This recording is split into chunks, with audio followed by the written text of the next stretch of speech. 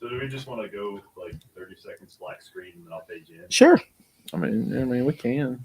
I mean, we got this. That's if anybody's watching at all. Sometimes you can hear y'all before you can see you. So Yeah.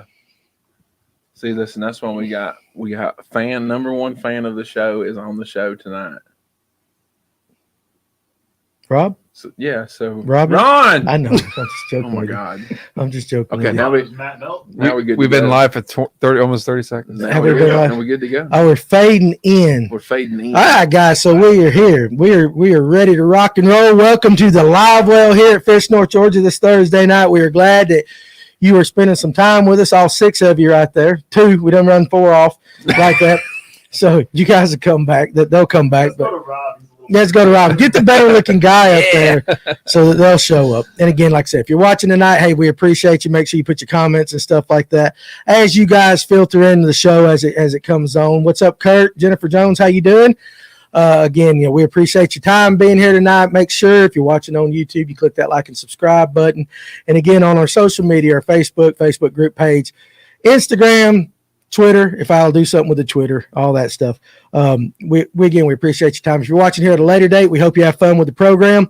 And going to be a good time. We've got Mr. Rob is back with us for a second week in a row. He's going to we're tutoring the man. Is that the best way to say it? You're going to be doing one of these on your own soon. Eventually, yeah. Eventually, he's going to do that. So I learn from the best. I don't know about that. So what's up, Scotty Edwards, Timothy Logan? Good to see you guys. Before I get to the sponsors, I do want to go ahead and introduce tonight's guest. Of course, you got Big Ryan beside me, but Ron Swinford. Guys, if you watch this show, what's up, Tim Hancock? How you doing, buddy? Jeremiah Wyatt. So if you guys watch the show any at all, you get familiar with the names in the comment section like that. And Ron is always one of the bigger contributors, very knowledgeable guy. And we're going to be talking a couple of things tonight. He pulled a Jeremiah and brought his bait boxes and stuff like that. Well, I will say, in the pregame upstairs, that he is very organized. Yes. He's very organized. You gotta love it. You gotta love it. I'm the most unorganized person, and you might be the most organized. I'm nowhere near the most organized. You should have seen what I went through to find some of these worms. Well, there you go. So you're doing better than most. But anyway, guys, hey, listen, we're glad you're here tonight. We're going to talk some fishing. And what we're going to talk, what was that other topic? We're going to talk some Lake Weiss, a little bit of Lake Allatoona. And then we're going to talk about fishing history versus fishing the current present situation that you were in. What's in front of you? Yeah. Yeah. Because I posed that question Tuesday. What's up, Trev? Joseph? I posed that question Tuesday, and I got some really good responses. I think I really want to dive into that. Yeah, because we were on Allatoona. We knew nothing about it, and we were just kind of curious as to, do you fish the same spots year after year? Because everybody kept saying, like, go here, go there. Go here, go there, why? Yeah. So like that. Yeah. But anyway, again, before we get to the meat, we always got to take care of the business side. We want to thank our great sponsors, Buford Dam Bait and Tackle. Listen, guys, hey, Lanier is getting ready to fire up. If you're on the south side especially, stop in, see the guys, Dave and Alan and the guys over at Buford Dam Bait and Tackle. They've got everything you need. Again, whether you're a live bait guy, right? You striper guys, say go in there and get your bait there too. You bass guys and all that. If you're trout fishing down below Buford Dam right there, hey, very popular place. Dave and the guys got everything you need there for a successful day in the water. And again, like I always say, they're guys like us. They're not going to say what you don't need. They're going to give you what you do need. And go in there and ask them some questions, like that. They're very knowledgeable. They know what's going on Lake Lanier. 2595 Buford Dam Road. What's the number behind me? Let me move my head. 706-429-7211. Yeah, absolutely. So Dave and the guys are great. And we also want to thank Miss Jennifer and Peyton at For Her Apparel. Guys, I'm serious. Listen, Christmas, listen, I think you might have missed that deadline to get your package by Christmas. But again, don't let that fool you. You guys need to buy your women some stuff year round. You want to get them in the outdoors. You want them to support what you do. Hey, dress them up. Put them in some cool clothes with For Her Apparel, stuff like that. They've got everything from hats, beanies, all that, sweatshirts, you name it, some good-looking stuff. Hey, if you're a hunter, they got some really cool camouflage stuff like that. And you're not going to find better people than Miss Jennifer and Peyton. And again, she fishes for the West Forsyth fishing team. We always want to support our high school anglers, those guys. And from what I hear, she's a pretty stout wrestler. So we might have to figure that out. She's a what? Ass kicker. She's an ass kicker. So Peyton with For Her Apparel is an ass kicker. All right. I would hate the. No, I'm not even gonna do that. I'd hate the wrestler like that in my shape. I'd get whipped like that. But again, go to forheroutdoors.com. I would be listen, seriously, wrestlers are in such good shape. All right, they got to be in good shape. I would die. I'd probably die getting down in the position just to get started like that. But again, hey, forheroutdoors.com. Did I say that right? Mm-hmm. No, I always want to check because I get talking stuff. Forheroutdoors.com. Again, hey, you could right there. There's an overlay right there. And listen, again, the companies that we're talking about, these are local companies. I know it's fashionable to go to some of these big places and all that, but let's support our local companies, especially this time of year and year round, as a matter of fact. And again, got a great big announcement coming January 15th. Not going to let you know what it is, but it is coming. Now, I did tell Rob about it, so it's going to be a cool thing, ain't it? It is. So you guys be looking forward to that too. Red Bobber, you want to do this one? Red Bobber Gear. All right, guys. Red Bobber Gear. All right, this is out of Canton. Mm-hmm. He lives in. Oh, good grief! I just had a brain fart. What's his name? Kyle. How is it? Kyle. Sorry, Kyle, my bad.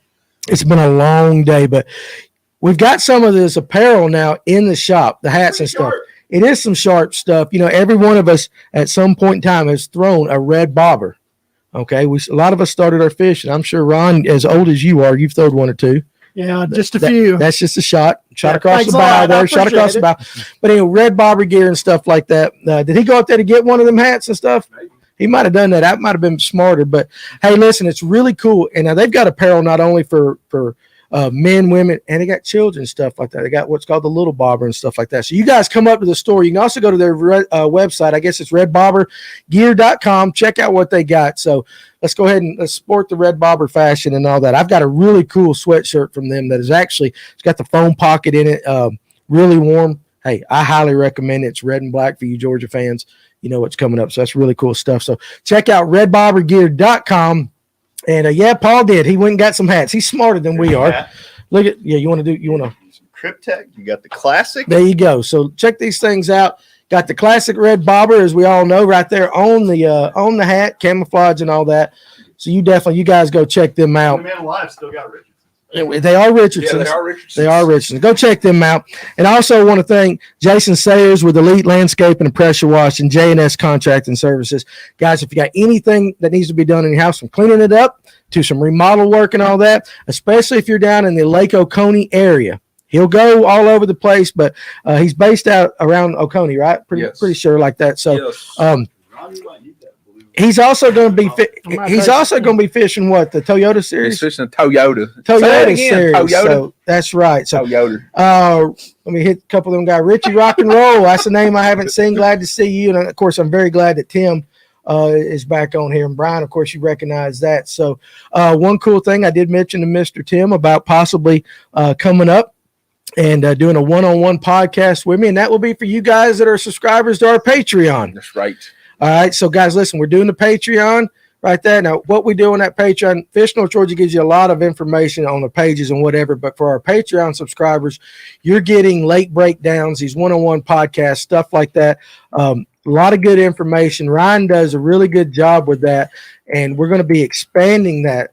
I know a lot of you guys pay for some subscription services that maybe hit the same places all the time, stuff like that. We're going to give you a lot of different stuff. Mine's better. Okay, a lot of different stuff. And, Ryan approaches it from a little bit different perspective. But you guys go over to the Patreon at Fish North Georgia.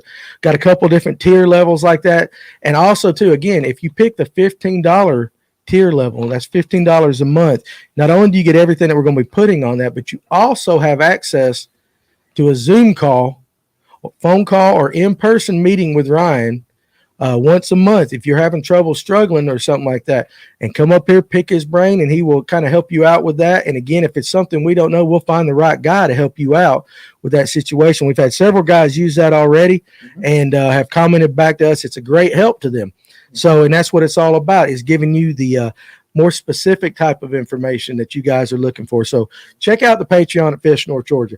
I also want to thank tonight Pizza King from LJ. All right, that's up there in Rob's where Rob lives. They provided us with a pizza before the show tonight. That's right. So the guys were gorging themselves on a fantastic meat lover type pizza. You said she made it especially for us. Made especially for us, yeah. So I really appreciate it, Elodie. What was it? Elodie. Elodie. Without the M.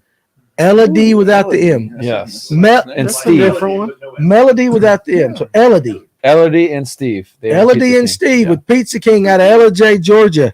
Fish North Georgia wants to say thank you. The guys are got a full belly. I also want to thank John Albert. He came up here today and brought us cupcakes and stuff like that. He's one of our followers and stuff like that. The cool. Did Amy make those? I don't know. I didn't ask him if Amy made them. The cool thing about it is, guys, and it's just like Ron being here today is, we're building this little community and stuff like that of people that can come up here and you get to kind of be a little bit of a family and stuff like that. So, it's really cool what we're doing here. And it's really cool when you guys participate and stuff like that. Move that bottle. I can't read the comments like that in case I miss one. So there you go. So just in case. But guys, again, check out the Patreon. Thank you to all our sponsors. They're fantastic people. And we are blessed to know you guys and to have your support. Before we get on to the topics of the night, we also have a great announcement that we couldn't talk about last week, but it has been decided this week. And so without further ado, Rob, I am going to allow you to make your announcement. What will you be doing again next year? So next year, I am going to be fishing the MPFL again for a second year. That's good. Yeah. Yes, I decided I just wanted to make sure I got my sponsor stuff in line before I made a decision. And, there was some changes made with the league that favored my decision. So I didn't want to do a 1 year, 1 out thing. So I'm going to do it for 1 more year. That's good. So again, guys, listen, Rob's starting to kind of be a part of the show and a frequent guest. We want to make sure that you guys follow the MPFL and you support and follow Rob as he's learning all these lakes again. And the cool thing is they're coming to Lanier in October. Mm-hmm. So they'll be on Lanier in October. And I will go ahead and tell you that I have had some conversations with Mr. Benson about Fish North Georgia possibly helping out at that time in October when they come to Lanier. Just awesome. some first level kind of contact talk. So we're going to talk a little bit further and see what can happen with that. But it's going to be a really cool event. And you guys, again, we'll make sure, hey, all our Fish North Georgia people come out when that tournament gets there and we'll have some fun with it like that. But follow Rob. It's a really cool trail. Again, it's a growing trail. And, but I do like the format. I like watching it and up the prizes significantly for the tournament. So I'm glad I don't have to write those checks. Yeah. That's some big checks right there, man. That I hey, I hope they succeed. Now you also have, you want to talk about a giveaway? Yes. So I'm going to be posting a giveaway starting tomorrow. I'm going to be shouting out the details. I will be giving away an Arc Lancer rod with a Shimano SLX reel that I used this season. I actually barely used it, so it's one of the few things that I'm going to be giving away for a Christmas present, and it's going to be paired up with a bunch of Bruiser Bait products. So I'll be announcing the details tomorrow on my social media, on Instagram and on Facebook. And what are those handles for your social media? My social media is my Facebook is Robert Robleski or Robert Robleski on Instagram, Robert Robleski Fishing. Okay. So you guys listen, hey, if you want a chance to win some cool baits and a rod and stuff like that, and again, you can follow Rob and his journey. One of the cool things about Rob is and Trev Fishing was over there in the comment section. He's watching from Florida tonight, and we had several of your friends here last week watching. So again, we thank you for jumping on board, but he's made the journey from Florida to here. Yep. To kind of learn these lakes and all that to better pursue your professional career. And so you actually get to, in real time, almost kind of follow your journey and see how it's going. We were kind of paying attention to it. I know Ryan, when the tournaments were on, we watched the mill saps and all that, but we also kept up with you. And, even when you were struggling at times, learning the lakes and stuff like that, it was still knowing you. Once you get to meet somebody, and you kind of make that friendship, then you got a little more of a vested interest in watching. And so like you can sit back and struggle with you or hit the highlights with you. And we're like, dude, you see the day he had yesterday and stuff like that. So it's going to be really cool to be able to follow that as we go forth and stuff like that. So again, you guys go to Rob, and now it starts with a W. Yes. Robleski. I have to write it down in euphonics over here so I can pronounce it. I can't hit that name right. You guys go check him out, give him a follow. And again, like he is, you know, you're going to be coming a few more times here when you can. Yeah. So he's always welcome to come like here. So, you know, he's going to be kind of part of the show as he is learning the tips and what not to do. That's the best thing you're going to learn as you watch this. What not to do, yeah. That's the best we can offer is what not to do. But again, you know, we appreciate you spending your time with us and good and being able to like go on that journey with you and all that. So with that said, where do we want to start tonight? So we've got Ron here. The legend of Ron Swinford. The legend of Ron Swinford. Well, let's not oversell it here, guys. Yeah, but Swinford and the Northwest Georgia bass fishing. Okay, so particularly Lake Weiss is where he likes to fish, which is a different lake. Your home lake?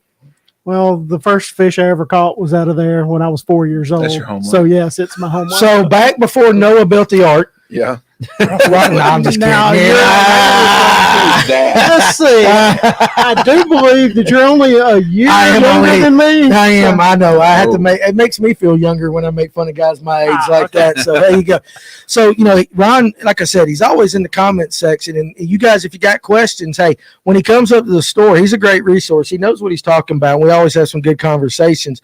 Lake Weiss is a lake that I've never fished. I know a lot of guys maybe not. Now we fish Brushy Branch, which I don't really consider that Weiss, I guess. You know, well, it's close enough. It's Weiss adjacent. Weiss adjacent. In some of the electric tournaments, it's a little bit different. Got a lot of the river system once you get out of Brushy Branch and stuff like that. It's got some really good fish. Yes, it does. It's got some really good fish. It's got a lot of different types of fish in it. But that, and you also fish Allatoona. Fish Allatoona a good bit with my father because he lives in Cartersville. Yeah. We also fish Lanier some, Chickamauga. Unfortunately, Carter's from time to time. That is not my favorite place. But you get around. Yeah. You get around like that. And so, you know, guys, especially if you got questions about any of those lakes, definitely jump on with the questions and all that. So let's start it off. Give us a kind of a take on Weiss. What kind of, for those that have never fished it, don't know enough about it, what kind of lake is Weiss? What's it got in it? We'll start there. Lake Weiss is completely different than Allatoona and Lanier. If you're used to those lakes, you know, at Lanier and Allatoona, you can be running down the middle of the lake, look at your depth finder. You're in 40, 50, 60, 70 foot of water. Lake Weiss's deepest spot, 63 feet. And that's at the dam. Okay. On average, even in the river channel at full pool, 25, 30 feet is as deep as you're going to see.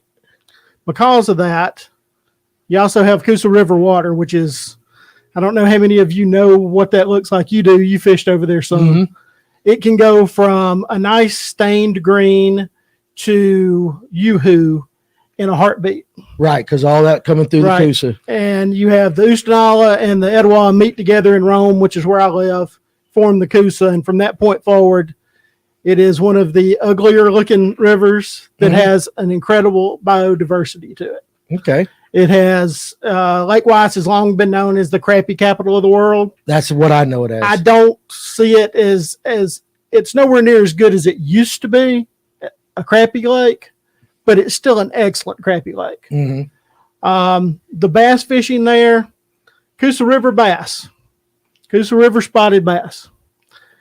The meanest thing that you're going to find in freshwater. I have yet to see one out of Lake Weiss, the Coosa River chain, that will not pull as hard as anything you're going to see. Yeah. A 3-pound spot up that river in timber, good luck. Don't tear you up. It's going to get you. Yeah, and that goes to Tim's comment over there. Anyone that goes to Weiss had better know where they're going. It's a minefield of stumps.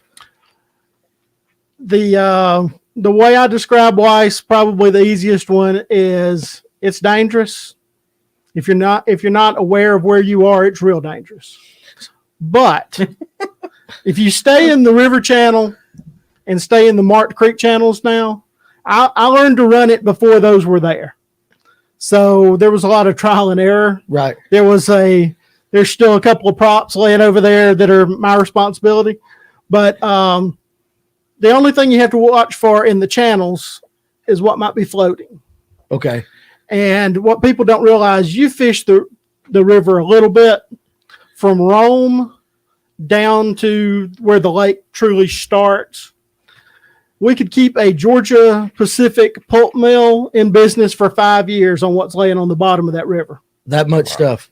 There are places where you can look at your down imaging and it's like this, and it's not sediment. That's how many trees are down there. Now, is And that that's from in the river? And is that from the flow coming up from Allatoona?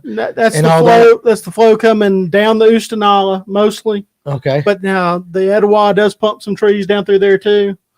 But mostly it's from locking down from the floods over the years. Most of that channel is wooded, Okay. on both sides. Right. And it wears it away, and you start ending up with some giant oak trees that are floating down the middle of the river channels. Right. So Jeremiah commented, ever hit a stump and end up going for a swim? Sounds terrifying, actually. So It's not as bad as it used to be. I'll be honest. It's a little safer than it used to be. And the markings are much better than we used to have. right. It used to be a floating Gatorade bottle on a string told you where the entrance to a little cove was. If you missed it by 3 feet on either side, you were on sandbar, stump, or rocks. Have you ever fished it? I've never been there before. Okay. All right. So yeah, neither have I. So Yeah. doesn't sound like a place you need to run first time, or needs to be kind of careful there. Yeah, you definitely need to be careful. Now, down lake, on the backside of the causeway, which separates the lake pretty much in half at Cedar Bluff, on the backside of that, on the Little River side, Chattooga River, and the 3 big creeks down there, it's a little safer down there. Right. But the best example I've got about what you have to do at Weiss is this. You're running down the channel and you stop. Just ease over out of the channel. Some of the river channel, you go from 35 to 4, and it's a cliff. That sounds like Chick. That sounds a lot like Chickamauga. Right. Kinda like Chick, yeah. Except Yeah. on the sides of it, you're going to see some of the biggest stumps you've ever seen in your life. You got a little bit more water on top of those things on Chick compared to Weiss. A little more water level on Chick. Out of the channel, On Chick than Weiss. Okay. Yeah. All right. But now, like I said, it's an interesting place to learn to fish, and that's where I learned to fish. But it's a little different than fishing Allatoona. For me, fishing Allatoona, Lanier, and especially Carter's, that super clear water has taken me some time. I grew Because up. you come from dirty water. I'm used to fishing where if I can see this much, it's pretty clear.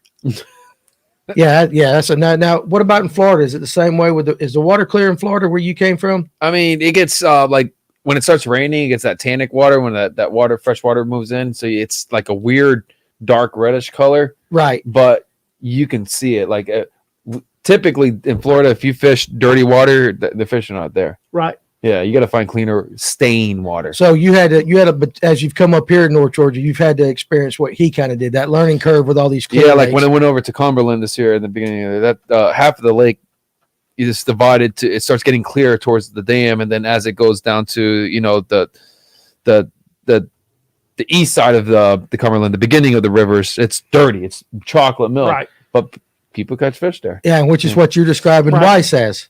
Well, yeah, and the thing about Weiss is the Coosa River is it's an ugly looking thing when it gets a lot of rain in it. Yeah, it is. It's a And- beast too. There's a lot of water flows down there's that a lot river. of water that flows. So You know what I noticed every time on the weather news like that, when they start putting marginal storm risk, they put the risk factor. right, That corner of North Georgia, from Rome on up, always gets the big thunderstorms, Right. the big rains, and of course those rivers always flood. I mean, and people don't realize. I mean, Lake Weiss is 2/3 the size of Lanier, and it's about 1/3 bigger than Altoona is. okay, The drain, and people don't realize this about Altoona. The drainage area for Altoona, everything that goes into Altoona, is much bigger than the drainage area for Lanier. I did not know that. But the one at Weiss, it has the Coosa River, it has Little River, and it has the Chattooga River, all feed into that lake. It has a massive area that drains water into it. And people don't realize that some of those creeks there, the creek that my grandfather's place was in, it's called Cowan Creek. You would sit there and look out across there and go, that's Main Lake. It's a mile across. but it's not main lake. That's a creek. Oh, I mean, that's a creek. So we need to go fishing there. No, Why? not. Not in your boat? not unless I go with them. So, Well, we might do that. yeah. You got a comment right there, or is that just the cursors on that? I didn't know. Ron. Love Lake. Hey, Ron Pendergrass, they did love Lake Weiss. So that's that's the thing about Weiss is, we talk North Georgia lakes, and Weiss is just over the border. I mean, it actually there. starts in Georgia. Yeah, Mm-hmm. and so it's one of the lakes. It's kind of like Clark's. It's a part of Fish North Georgia. It is a part, but it's kind of like Clark's Hill because it's just far enough off that we don't see Right. it every day, like Allatoona or Lanier and stuff like that. Well, and until recently, it didn't have any big ramps, so you couldn't have the big ABA tournaments and things like that over there. Alabama Bass Trail, their championship is going to be there next year. Okay, so They built a massive ramp down at the dam, and that's a good place for it. That's about the safest spot that they could put it. But it's a love-hate lake, a lot like Rocky Mountain and some of those lakes are, because when you're on them, it can feel like it's easy, and when you're not, it can humble you quickly. It's like every lake I fish in. Yeah, you got that right. All right. Well, all right. This time of year right now, we're in December. How do we fish Lake Weiss? Get to the juice. Get to the juice, and we're fishing it primarily. Does it have largemouth in it at all? Oh, I don't fish for spots. You at fish Weiss. for okay. I only fish for largemouth, and I catch spots as a side. That right there, a black jig with some blue in it. A black jig with some blue. It's got some red. It's got some red now. I mean, That's one of my hand you hold it up. but Your camera will show it much No. better. So look in there. So what he's holding up right there. It's just a good old fashioned. I think this is a 7/16, not quite a half ounce, but that right there, this time of the year at Lake Weiss, around every piece of wood that there is, every dock piling. That's the other thing about Lake Weiss. There are a million docks on it, and they're pole docks. They're not floaters. So something similar to Oconee. Oh, yeah. Oconee kind of docks. No. Oconee don't No. have. Where is it that has all them wood docks everybody talks about? Oconee and Sinclair have wood stationary docks. Right. Okay, wait a second. They're different. They're different on Weiss. Yeah, because a lot of them have been there forever. There are some old docks, Ancient. and those are the ones that you want So when you start See, fishing. Tim So, Hancock said my PB. largemouth came from Weiss, and he's caught a lot of big largemouth Mine in too. his life. Oh, yours too. I caught an 11-11 there when I was 12 years old. Don't be Wow. just on sticking your on chest the out. top water on the top water. Wow. on 4th of July weekend. We'll call this one Swinford Swindler. Swinford Swindler I like bet that. you it was a giant when it was on spawning season. Oh yeah, there's no telling what that fish looked like on spawning. So you're fishing right now. If you go over there, and again, you guys in the comment section right there, if you fish Weiss, say throw up some tips for guys that might go over there and fish it. But right now, you're saying if you're going over there right now, you're throwing a darker colored jig. I'm always throwing a darker color over there, because of the water Right. clarity and stuff. How do you work your jigs? as slow as earthly possible around something.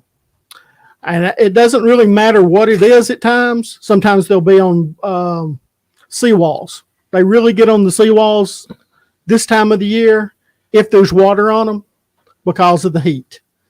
Okay. It holds the heat a little bit better, but you also have 1,000 docks. You've got all kinds of wood, and you've got some old stumps in there that, I mean, there are some stumps in there bigger than this table. And if you find a Big few old of them, then you'll find your fish. So Tim Hancock says Weiss is a flipper and spinnerbaiter's paradise, which that fits right in there with you too. It used I to like that be stuff. maybe the best spinnerbait lake in the area for sure. Really? And not Got it. quite as bad, not quite as good the last few years. But But traditionally- we're black and blue crawfish tonight. well, Black and blue crawfish. There you go. I didn't bring it just for fun. That's right there's Is that the White Slayer? There you throw a silver and gold, or you just or you Yeah. throw all gold or all silver. I throw that specifically. That's a war eagle right there. Yep. And then I also throw the Yeah, there you go. State record gar. the See that? Yeah, I Screaming saw that. Eagle version, Yeah. but just with the little Colorado on the top. So That- when I was fishing, It is it not? Look at that. I mean, that's a big bait. That's a half ounce. That's I a think whoa. that would What work is that? on Lanier with them colors. so when I was think. fishing Lake Eufaula, Alabama, this past April, I know a lot of the guys that caught the good fish were throwing these big old spinner baits. I was Right. throwing a half ounce, 3/4 ounce, even a 1 ounce, Oh, just yeah. to get it really low. Is that similar how Weiss can be I don't set up? I don't typically throw anything heavier than a half ounce. Okay. Because I'm not fishing it very deep. All right. There's not think of Lake Weiss as flats everywhere. Okay. And because of that, a half ounce is about all you need, to get down 6-7 feet.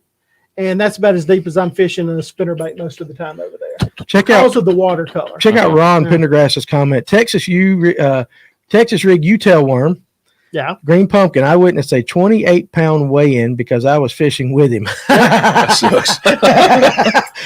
I saw it firsthand. That's a Danny Spirit. Well, That is me. That is the story of my life, Ron. I witnessed some great weigh-ins because I'm the net guy for 'em. Exactly. That right there has probably caught more fish at Lake Weiss than any other worm. Do you know what that is? That's a man something. Ain't It's a it? man's jelly worm. I still throw it over there. Again, here we go. I noticed the. It's like And a red. Is it good? You want him to hold it up? I just want him to talk. Okay, so look, well, there you go. Yeah. All right, you hold it up And that's because, the 8-inch one. because apparently Paul thinks you're better looking than I am. Well, we all know that. so- That's all right. That's okay. That's okay. But I noticed they're purple. yes. Is that a Weiss color, or is that just an example of what we had? That's my favorite color over there. It's purple. Purple. Yeah. Purple. But now, if Stuffernog. you I like just that. There you go. if you just want to catch fish at Lake Weiss, that's just a good old plum worm. Now that's a Zoom. Zoom U-tail. Yep. And That's interesting. that one right there is the one that has probably caught as many fish over there too. Texas rig. Texas rigged, and then there's this one which got famous over there when it first came out. Everybody has them. Ooh, red Is that a shed. culprit? Yep, culprit red shed Red worm. shed. Oh, culprit.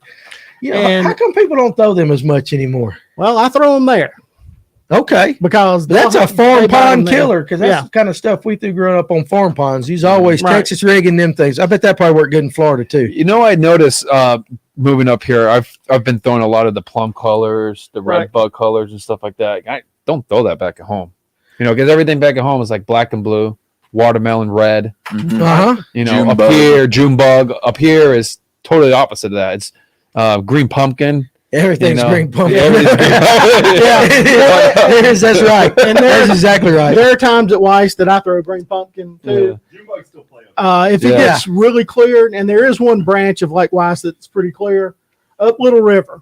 June bug, And purple And rig. there are times when you can be running up through there and it's like an actual line in the lake where you can tell it's muddy, muddy, muddy, and then you're in pretty clear water. Mhm. I'll throw it there. But now the other things that I've got in So here, what else now we got? this time of the year, it would be mostly a square bill. There you go, Jeremiah. He And, mentioned that see his comment sounds like the ideal lake for spinnerbait flipping, square bill, and lipless baits, maybe buzz bait and swim jig also. And I don't know if you can hear this or not, but everything I throw over there Oh, they can hear That's that. right. Has rattles has rattles in it, because it's except, dirty water. except So for one dirty. thing. What? There's one bait that I'll throw over there, and it does have a little rattle Is to it it. in this but- box? Yeah, well, a version of it. You got some- This is a DT4 because I could find them today, Mm-hmm. but I throw a DT6 over there a ton. And in the dirtiest water you can imagine, that little nothing click of a DT6 sometimes will do way better than the loud rattles. Now will. hold that up. Hold that up. Pull that comment by Fishing USA. If you don't, because I just noticed years ago, and you can probably still do it. Take mellow yellow 20 plus crankbait in the channels, and a green rattle trap, orc wine, and frost weight in many 20-pound bags on Weiss. Yes, but I they was do. noticing the color because that is a chartreuse type of Yes, greenish color, and I noticed in his comment over there, he mentioned mellow yellow and all that. Right. So right as you were holding that up, so well, if you're going to fish deep at Weiss, and there's lots of guys that do and do very well, throwing crankbaits and on the ledges, because these, unlike a lot of our lakes around here, you can fish the ledges at Weiss. A lot of them are 16, 17 feet deep. Those are easy to fish. That's fantastic. A lot of big worms on the Carolina rig thrown. A lot of big rig. shaky heads thrown. But a lot of 6XDs, 5XDs, things like that thrown out on those. And I would get the chartreuse and blue would be as close to clear or transparent color as I would go. I mean, it would get loud and ugly before it's over with. Right There's some now, large Derek poppers in there, Derek O wants to know right now, are you down at this time of year? Would you be downsizing your crankbaits any? Well, we won a tournament over there in October, fishing not that square bill, but it was the exact same color. It was a Strike King. Hold that thing back up. It's just a Strike King 1.5. And it was basically in this color. It just had a solid back on it. See, that is something you would never throw in North Georgia. And it was You would never throw that color here. and it was bouncing it off every dock, getting close to dock pilings, not actually hitting them. If you hit them, they wouldn't bite it. But if you were to bring it down the edge of a dock, that's where they were. That sounds like you. Now, in your experience, given that, he's describing this lake, It's a heavy pop. you probably don't have that you probably didn't have that in Florida like that Yeah. with this. So, Guess I'm let me phrase this right. Given that, I'm going to call you a professional fisherman because that's what you are. You've never been on this lake. Hearing what he's telling you, this stuff like that, how in your mind are you processing? I know you're listening to every word he's saying. I know you are because I see it in your eyes. And I know that, What is that? say if you went to Weiss tomorrow, Rebel? knowing your strengths as an angler and all that, how would you approach it? Would you go with the jig stuff or would you use the more moving baits? I'll do a little bit of both. I'll just pick it apart as I go. Right. I mean, I'm not going to sit there and just flip. If I can throw a spinner bait or throw a chatterbait or something like that. That's right. 'Cause I love throwing chatterbaits. That's right. But going back to, do you use electronics? Are electronics really won on that lake, or is it too dirty? No, you can definitely win a tournament question. on them. Yeah. And the guys who are fishing deep, a lot of them are using live scope and things like that. I typically use it for the mapping. And then I'll look around, especially because the lake fluctuates so much. Right now, normally this time of the year, it'd be 6 foot low. It's not right now because they're trying something new this year. They only dropped it 3, and that's about 3.5 because of all the rain that we've had. Right. What do you mean they're trying something new? Why? Why? Exactly why is because Cedar Bluff and Center want more tourist money. And when the lake in October is 3.5 feet low, nobody from Kentucky's coming down to crappie fish because it gets a little sketchy. That makes sense. All about that dollar bill, ain't it? Love spec fishing, but electronics typically you Floridian are won a lot. You know what he caught? Spec fishing. Spec fishing. Oh, no, hey, you got to get Georgia. Nowadays. And so they use it obviously. Right. Oh yeah. There are guys there who can pick it apart with live scope and things like that. The Alabama Bass Trail was there a couple of years ago, the first year that they went there. And the guys that won it in a late April or mid-April tournament, everybody was up on the bank flipping, trying to catch fish. They sat in Little River on the edge of the river channel and caught fish on a jerk bait and a crankbait in 5-6 foot of water out there off the river channel. Nobody bothered them all day. They never had another fisherman within 200 yards of them. And they were doing it with, I'm not sure if they had live scope at the time, but they were doing it off their electronics. Yeah. They were just seeing them on there and fishing it slow. That's the other thing about Lake Weiss. Ryan picked this one up. That's a P70 Rebel Pop R. Mm-hmm. It's not an original. My 2 originals are now in pieces at the bottom of the lakes. I remember that conversation we had. Yeah. One of them's up at Rocky Mountain, and the other one is at Lake Weiss. Yeah, you don't hit rocks with them, do you? No. He did. He come up to the store one day, and he was just like lamenting the fact I that was here that day. I remember he was like, he blew it up. You were sad. Right. That popper, this is a River to Sea. This is a much more modern one, but you see they're both big poppers. You can go throw a regular pop R. I've done it 1,000 times over there. But there's a special thing that happens at Weiss, and if you're lucky enough to get one of the days, you can catch the biggest bag you've ever caught in your life. I've done it twice, neither in a tournament. That's the way it always happens. Mm-hmm. If you can find a day in the summer where it's hot, I mean hot. Alabama hot. Alabama, nasty. I like it. Heavy overcast, even mist and rain a little, Muggy. and flat calm, where it's hard to breathe. You take one of these Here we go. or a Here's big your tip. popper of some sort. Yep. And throw it breakwater, dock, throw it right in the corner, and do not move it until there are no rings left. I'm talking about fishing it that slow.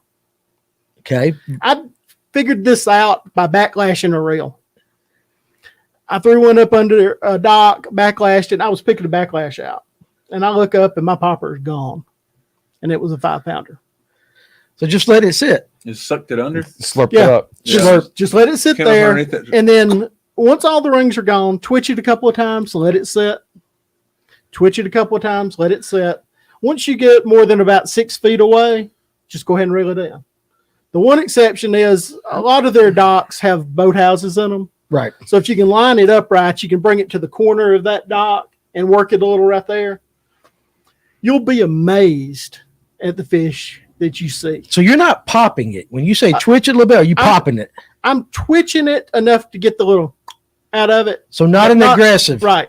But I'm using a big bait and I'm just letting it sit. And those spots and largemouth on days like that, when it's just flat, They're lethargic as crap. they get very pissy Yeah. about something in their area. I don't know of another way to put it. Right. Yeah.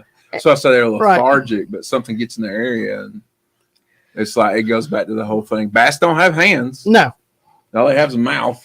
I've heard that. Yeah. I've heard that. Now, what? So between Ryan's comment and your comment, so are those fish hitting that bait because of the territorial thing or because they're feeding? They're up there eating brim. Yeah. They're eating brim. And that thing's sitting in front of them going, hey, eat me. Okay. And it's not moving away from them. It's not trying to get away. It's just sitting there and they can't stand it. Remember water bass at all times. Predators, No, fish. no. What? When the opportunistic feeders. Yeah. Opportunistic feeders. They're not going to pass up an opportunity. Okay. Had all right. Let me throw this over to Rob. Had you not heard that comment and you had a popper and you're throwing it by a dock, do you throw poppers a lot? I don't throw poppers, but I throw a lot of frogs. And I exactly what you said. There's times I throw it out there, and as soon as I throw it out there, I don't touch it. And I let Right. it sit. And so all the ripples are gone. Some of the biggest bags that have been caught in tournaments over there, the guys won't tell you this. Yeah. And I've never been one that's done it. But I mean, I've done the technique before. They're skipping frogs up underneath boat docks in the darkest areas of those boat docks, just letting them sit there. Who's that sound like, Ryan? And that's making Look at Ryan happy Big, over here. big, So, big grin right there. but I mean, that's I'm about to go whack ass on Weiss. You could go do what? I'm about to go whack. You just said you don't even want to go there like 10 minutes ago. And now you're like all that's giddy what up he said. about That's it. I what he know. said. He goes, no, I don't want to go there. I said I didn't want to go. take my boat. You don't want to take your boat there. I'll go with Ron. But yeah, with frog You live fishing, around that's how Colorado? I fish. I fish it slow. Yeah. And there's times it's slower. It's the bigger fishes love it. well, and the reason I even brought this is a vixen. Is it a real one? Yeah, it's a real one. Oh, let's just we'll He's just, holding like $175. we'll just beat the crap out of him and Look, take it. look at the sides on it there. I mean, it's been used. Yeah, it's got a little. We got our tail handed to us in March by a guy throwing one of those within sight of us. We'd seen a bunch of little fish and we'd caught 2 or 3 that were probably a pound. Right. And we eased off, and this was a little bar that connects an island. And this guy pulls up behind us, and it was just 3-pound spot after 3-pound spot after 3-pound spot. And he caught 5 of them and left. And we saw him at the weigh-in and asked him what he was fishing. And he said, in March, I come over here and I throw that in about 3 places. And if they'll hit it, I'll win. And if they won't, I won't. All right. So I'm gonna. What is the one thing you guys, not Ron, you don't get to answer this, but Rob or Ryan, what's the one thing about that you notice? He's got a red hook on the front. Why the red hook on the front? Because the original hooks that came with it have had to be replaced, and I had to grab a red hook. Okay, so no particular reason. Okay, No. I know something. Listen, I wanted something a little more, tip. But there are guys that put red hooks on, because it's bleeding and all that. And I have several crankbaits that have Yeah, I mean, that's I would assume that you put the red hook up in the front That's and what it's I was bleeding off the assuming. gills. Yeah. But you know? just did it because you had a red hook and I it don't fit. know. I had a red That's what I hook. Yeah. Well, that was your not tip of the day. So there you go. Way to go, Danny. But okay, so how was he working that? Was he working it slow like you do the No, top? Or no, he was working aggressive. He was working it like you work a walking top water. Okay, so he was aggressive. Yeah, with he that. was moving it along. So your tips are so far for Weiss: throw the jig and your worms slow around structure. This time of year. Yes, especially around this time of the year. This yeah. time of year, when you get into if you get over there, you find yourself over there in the heat of summer. Try the pop R around the docks and Yes. stuff like that. Very slow. Right. Again, very slow. And then that guy was using the Vixen. The crankbaits, I've just kind of listening to what you're saying. Several times you mentioned they were working slow. And it seems like that seems to be kind of a thing. I do not throw a reel over there with a crankbait on it that's not a five or lower. I even have a 4.9 zillion crankbait reel that's 7 or 8 years old, maybe 10 now. And I throw it over there a good bit. I am moving those baits as slow as I possibly can to get the action that I want out of them. Okay. I love the way you thin your weed guard. Yeah. And in the heat of the summer, the one thing we didn't talk about is that. So living rubber, That's a mop jig. mop jig. Okay. You're not going to catch many fish on it. That's a big jig, even in the summer. But the ones that you do catch, Groaning. yeah, you're not going to have to worry about those not going to the weigh-in with you. So, and I have trimmed that one down a good bit, but Mock meaning big. Okay. and to There let y'all you go. know, that's my creature box, and I'm not hiding anything. I just wanted to show the colors. You can tell through the top. There's not a whole lot of green pumpkin in there. Yeah. There's a little bit. There's Bring a, it over to your left a little bit. There Like we that? go. There we go. So Yeah. so you're looking at that. I'm noticing a lot of dark colors. Okay. I noticed a little of the reddish color up there and all and that. I mean, I'll show what's in there. It's no big deal, but I just wanted to bring it more for the color. I mean, you look in there and everything in there. Hit the high note. Yeah. What colors are we looking at there? Well, So I mean, we got black and blue. right, We've got, and these are missiles. That's their super bug color. right. If you look here, it's a Z cross, but I mean, it's in that black and blue, black sapphire, I think they call it. Wait a second. So I said red. That's a stain on your daggum box. Ain't Yeah, no that's- red in there. That's where I had some plum pit bosses, and I took them out. So you prefer this on your jigs over like twin tails and stuff like that? Like when you're throwing jig, Yeah, now see that right there. I think that's the adrenaline crawl. That hold that up to the camera so people. actually it's right here. You know why though? Yeah, it's that right there. I was going to get him to explain it because I don't. I but- want more action over there because of the dirty water. I want something to draw them in. So you're using the big Right. crawls to displace water. But now this time of the year, I probably would have just a chunk on there, just an old Zoom super chunk yeah. on there because we all know when it gets cold, they don't want as much action. Okay. So you might have just answered that question, but just in case, let's rehash because Derek O said, is that simply for visibility in the dirtier water or is that relating to crawl color in that lake? All the crawfish I've ever seen out of that lake are green pumpkin with red. That's the color they are. And my grandfather had a place down there. I've picked many a crawfish out of that lake. Every one of them is green pumpkin with just a little bit of red either on the pinchers or on the tail. Okay. I don't know what it is, except Lake Weiss has a large population of warmouth brim. People don't realize that, and most of the warmouth over there are Do they take on that grayish blue color? no, They have purple. they're black. Black. Real They're dark. almost Oh. black, and then they have a iridescent purple to them. Yeah. When you start moving them around, you'll catch a lot of them on a Cinco, by the way, around the docks. And some of these are legitimately, pound and a half fish. I mean, they're good fish, but that's what they're eating. Okay. Warmouth. They're eating warmouse, and the other thing is That's your kind of there lake. are a million crappie. Might be moving more. There's crappie everywhere. I've caught crappie on jigs, bass jigs. Mm-hmm. Texas rigs. I've caught crappie on top water. I've caught crappie on everything over there. I love them specs. And Again, okay, wait a second. If you're going to hang out with us, you got to call them crappy. Say crappy one time. Don't do it. Say crappy. Crappy. Don't say crappie. Crappie. No, man. I'll give you specs. I can't say specs. I'll give you specs. Yeah, you can say I'll give you specs. specs, but you Okay. can't say crappie. You gotta say I've crappie. never said crappie. I say specs. Specs. That's a Florida thing. Crappies. Crappies. Get some crappies. Do you know that Georgia's the only state that calls them crappie? Everywhere else is crappie or specs or sacolay Yeah. or No, whatever like that. no, Alabama calls them crappy. Do they? Yeah. Well, according to Kyle over there at ATX Lures, he comes on here every time they start talking crappie. Yeah. Crappie. He's from Texas and all that. I'll give you specs. Specs is good. Just don't say crappie. All right. I won't. Okay, but specs is okay. Is that all right with you? We'll go with specs. I just like, man, I think it's fun. No, I just like to rag everybody because everybody calls it a different thing Yeah. depending on where they're at. Yeah. Well, and the other thing over there is people don't realize everything in that lake. Uh-huh. The state record walleye came out of for Alabama came out of Lake Weiss. Oh, wow. A lake that shallow. Really? How big is that? Well, yeah. 8 something, I think.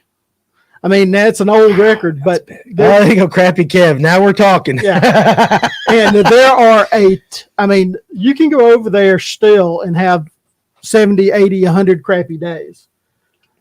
That's not what I fish for anymore. That's Right. what I grew up fishing for over there. We had a day during spring break when I was 11, I guess. Yeah. I sat in one spot on my grandfather's dock, never moved, threw a crappie jig about that far below a red bobber Red bobber. There you on go. a spinning rod. 61 casts. I caught 54 fish. Now you just showing off. It got to the point that we weren't keeping all of them by any stretch. Even then, if it wasn't a pound and a half, we didn't even bother with it. We just toss it back in. I could get into that. They make the best tacos. They do. And I mean, you're Yes. looking at me. I like to eat. Absolutely. Crappie make the best tacos. But walleye, again, I would not have guessed walleye Well, out of Weiss. I've caught one out of Lake Weiss in my life on a shad wrap out of a brush pile. Now you get into Carter's, I know Lanier's got some other lakes like that. But if you'd have told me, I feel like Paul's answer when he would have thought Gunnersville or something like Right. that. If it even had walleye, Yeah. again, I don't Well, say they come- walleye, Alabama. They That come doesn't- down the Little River. It's a cold river. They come down it. Okay. But and the other thing that's in the lake that people don't talk about, and I don't know how many of them get caught. I've caught one in my life over there. Is a smallmouth. Whoa. Really? But I'm not saying That's a unicorn fish. I over know. I'm not saying that. I know of one other person that has caught more than one, and they caught them close down by the dam this time of the year when it was really cold, Yes, Dylan. and they caught 3, I think. So there. Okay, so Tim Hancock, there are walleye in the Etowah around Cartersville, so that makes Yeah. That makes sense. that makes sense. Farmer, what's up, buddy? Glad to see you today. Ryan, you caught any walleye on Lanier? And I will just tell you this: if you go back onto our YouTube page, go back to the podcast that I did with O'Neill Williams. That's of O'Neill Williams Outdoor on 95.5 every Saturday morning from 4 to 6. O'Neill Outdoors. That's a shameless plug. It is a shameless plug for O'Neill, but maybe he's watching one of these days. But he says that in February, on the full moon in that podcast, if you want to catch Lanier walleye, they make a run, a spawning run, whether it's fall, whatever, up the Chattahoochee River, and they get up towards them shoals, and you can go catch. And I know Dana Smith talks about it a little bit. You can catch walleye on Lanier. Mr. Fishes for everything. Mr. Shout out Dana Smith. Dana Smith of FCP Fishing. You guys check out his channel as well. They will spawn around the creeks of the mountains in January and December. So there you go. And Rocky Mountain up there's got them. Rocky Mountain's got Rocky some. Mountain does Yeah. have. That would be a good lake for you to go fish. Never been to Rocky Mountain. So it's never heard of that. So it's a PFA. Okay. It's basically 3 lakes. Actually, you can call that one lake, but it's divided by a culvert. It's got some absolutely awesome largemouth fishing in it. We talk about it, and it's you can put a bass boat in it, but you got to use your trolling motor. So no wake lake. What the heck was that? I don't know. Sound like somebody outside squealed a tire a little bit right there. But our buddy Justin Reynolds went up there this past year and caught the late record, what would have been the late record walleye for Rocky Mountain, twice in one day, but he didn't know it. He caught one. It was 7+ pounds. He let it go, then turned right around and caught another one. And but it's a cool lake. Like if you want to get in some bomb bass when they're on, God, I've seen Chastity. Chastity. Dylan, you need to be studying that chemistry and spelling. Just see it. And then spelling, buddy. Chested T. Chested T. Well, and we love you, kid. We unlike just give you a hard around, time. unlike Lanier Look, and he caught a 6 Altoona, pound walleye on accident. yeah, So there you go. unlike Lanier and I caught both of Altoona, mine on accident. there's no herring in Lake Weiss. It's So what is it? It's Thread fins and gizzards? It is thread fins and massive gizzard shad. How, when we're talking massive, we're talking chick massive? We're talking. I've seen schools of 12 and 13-inch We're gizzard talking shads. chick. So chick. And Rocky Mountains like Yeah. that too. Big gizzard shad in Rocky Mountains. Several years ago in the fall, Why is everybody misspelling walleye all of a sudden? Like everyone's misspelling walleye. Wally. That's Well, a no, robot. Wally's just short. He's just saying short. a Wally. robot. Carter's, Blue Ridge, and Chattooga are full of walleye. They Yeah. catch them. Ed Crowley catches them walleye on Carter's running up, I guess, Right. towards the river and stuff like that. You know, I've never caught one. I've caught the one. Have you? Which one? A walleye. I caught a walleye. The first walleye I caught was last year in Table Rock, Missouri, on a jerkbait on a bridge.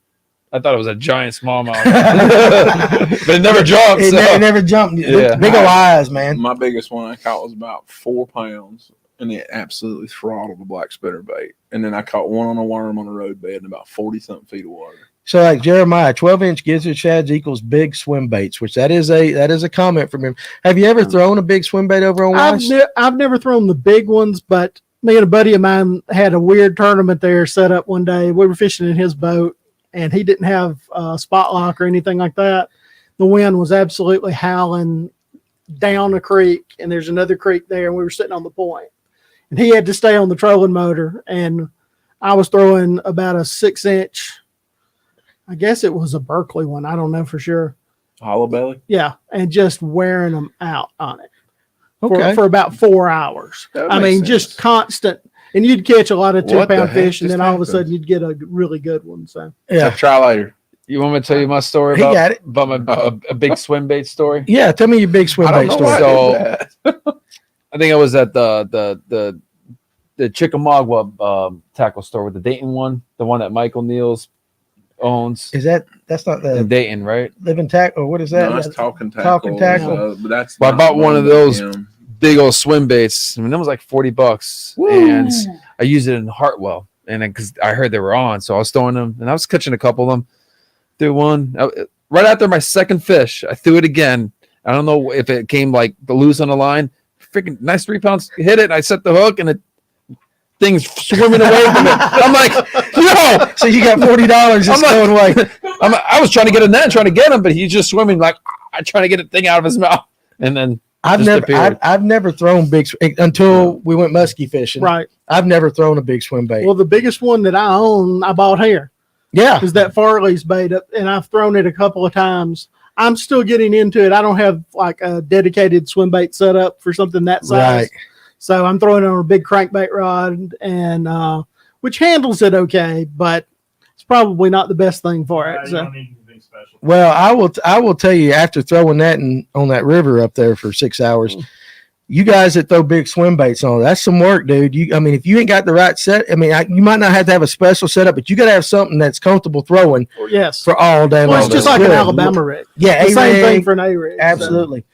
Danny, that massive swim bait you gave me is still in the package on my wall. I gave him it was Explorer, bait sanity. I gave him a big old trout explorer. I mean, that thing is like, Yeah, listen, it is huge. And I'm like, I will never throw that thing. So Dylan was up here. I said, here, kid, you do it. Maybe you'll throw it. But apparently he hasn't thrown it either. I'd be curious. Wall to see. decoration. When I was up there when Rob was there the first time. There you go. That's right.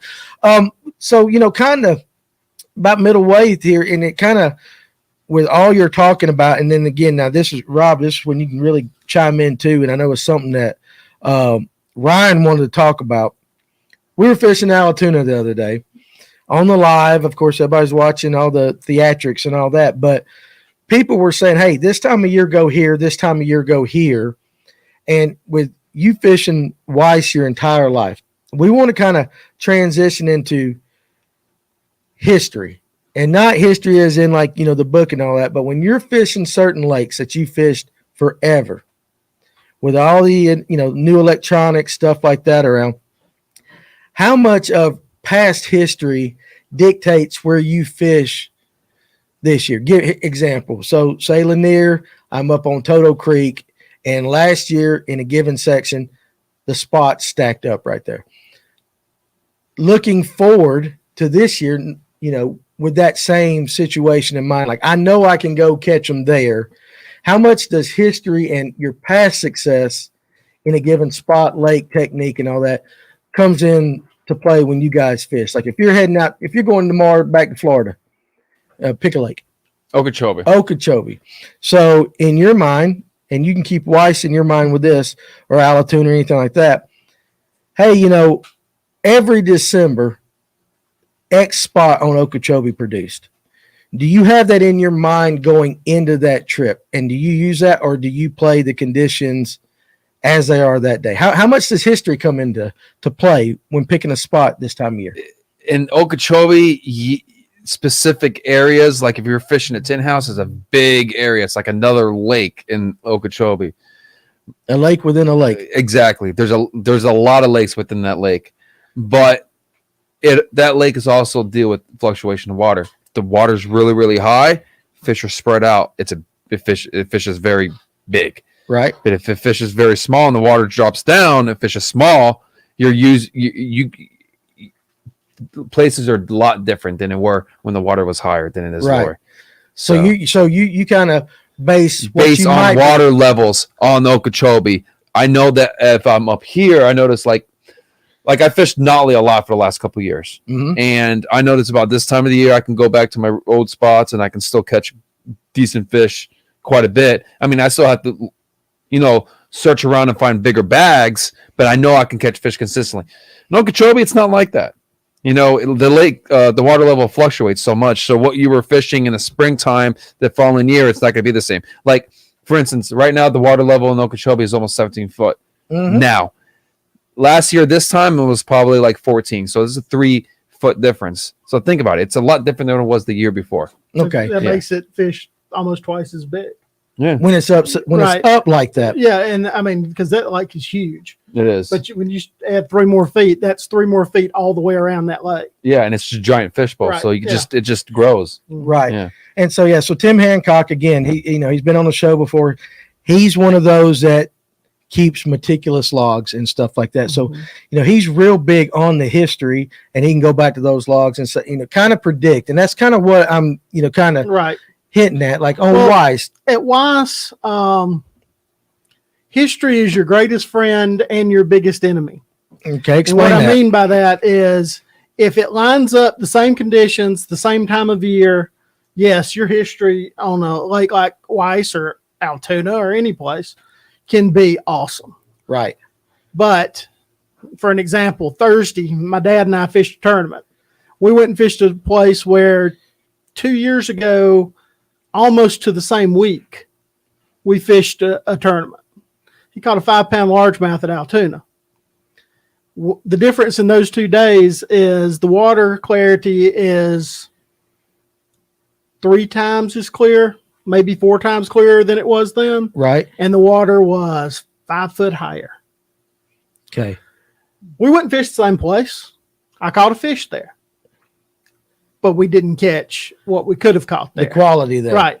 And at Weiss, what I see is one of the reasons I don't fish deep at Weiss is because it's so much of that.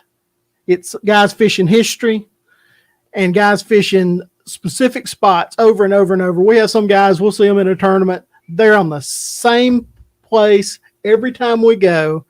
And once a year, they're going to hurt you because they're going to catch them that one time. But then the rest of the year, they're going to have 5 fish that weigh 7 pounds. You have to use your history. And I'm really bad about it over there because I have so much of it over there. And I can remember catching a fish on that point years ago on this day, but it doesn't matter if the conditions don't line up. Okay. That's the most important part. And it's not just the weather. Is the lake 1.5 foot higher or lower than it was? Mm-hmm. Are they eating the same thing? Did we have a late shad spawn? If we did, then they're not going to be back there eating those brim. They're going to be on that wall the first thing in the morning eating all those shad spawners. It's all those things together. So I think history is a great place to start. Yeah. Okay. And then you build off of that. That's a good point. I think history is a great way to start, especially if you haven't fished that lake and you did it a couple years now, and Right. start where you caught fish and then branch from there. Mm-hmm. You know, eliminate spots as you go. Yeah, and that's the good part about it is when you fished one place a lot, you can eliminate things faster. And that is a bigger thing most of the time than actually finding that honey hole, so to speak. You're eliminating stuff that you, as the day goes on, you don't have to worry about it. I'm not going in the back of that pocket after I've been in 2 already. If I hadn't caught anything in the back of the pocket, I'm not going back. They're not in the back of the pocket. They're not there. Right. Yeah. Now, at 2 in the afternoon, they may be there. Yeah. If they are, somebody's going to beat me. Yeah. Fine. But, and we had a day like that last year at Weiss. At 1 o'clock, we had 3 little nothings in the boat. And it was 1,000 degrees in June. And it was bright and sunny. And we were just looking for a place to get in the shade. And there's not many of those over there. We went in the back of a pocket, and I saw something swirl in the back. I mean, where I couldn't get to it in the back. And I threw a bait in there. Water wasn't that deep. It never got to the bottom. They're up there chasing brown. Well, I'm not an idiot. I'm going to continue to throw. We caught 3 out of that hole. And then we're coming in, tournament's over at 3. We're coming in. We stop in one more pocket. There's 9 docks in there. There's grass back in there. We didn't go to any of that. I went right to the very back where I knew there was probably going to be a brim bed. Flipped next to a dock, caught a 3.5 pounder, go back, and we won. I mean, that in those days happened for everybody. Mm-hmm. But that's a history thing too, because I've seen them do that before. Yeah. And it wasn't on a full moon. It wasn't something like that. They were just up there chasing shallow that day. Sorry, I'm laughing at the comments. We had a couple of those foreign a couple of those sites, those sites, and Paul is really good about nailing it, and they're fussing about how quick you are. They're fussing about how fast he was, so it was a good thing. We have time to write it down. There you go. Yeah, listen, you don't need to be writing down those sites right there. We had a question for you,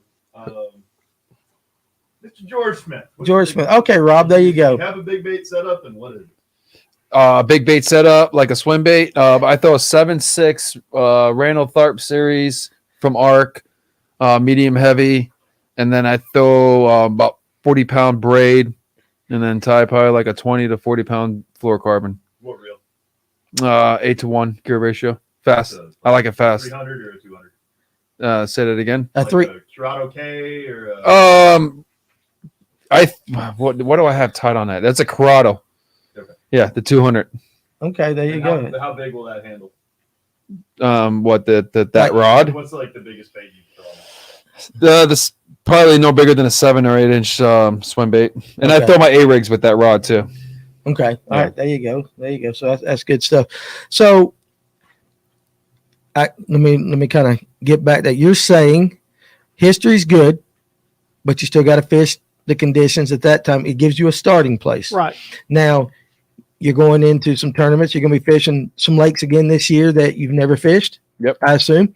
So when you get your information and stuff like that, when you're studying up, you go and you watch, say, some YouTube videos, past tournament, MLF tournament, whatever. You find that stuff.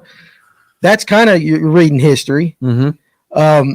How much do you put that into play? Like, okay, just say, and I'm just throwing out a name. Just say you saw KVD on this lake and he was busting on a big crankbait out in 30 foot of water, whatever.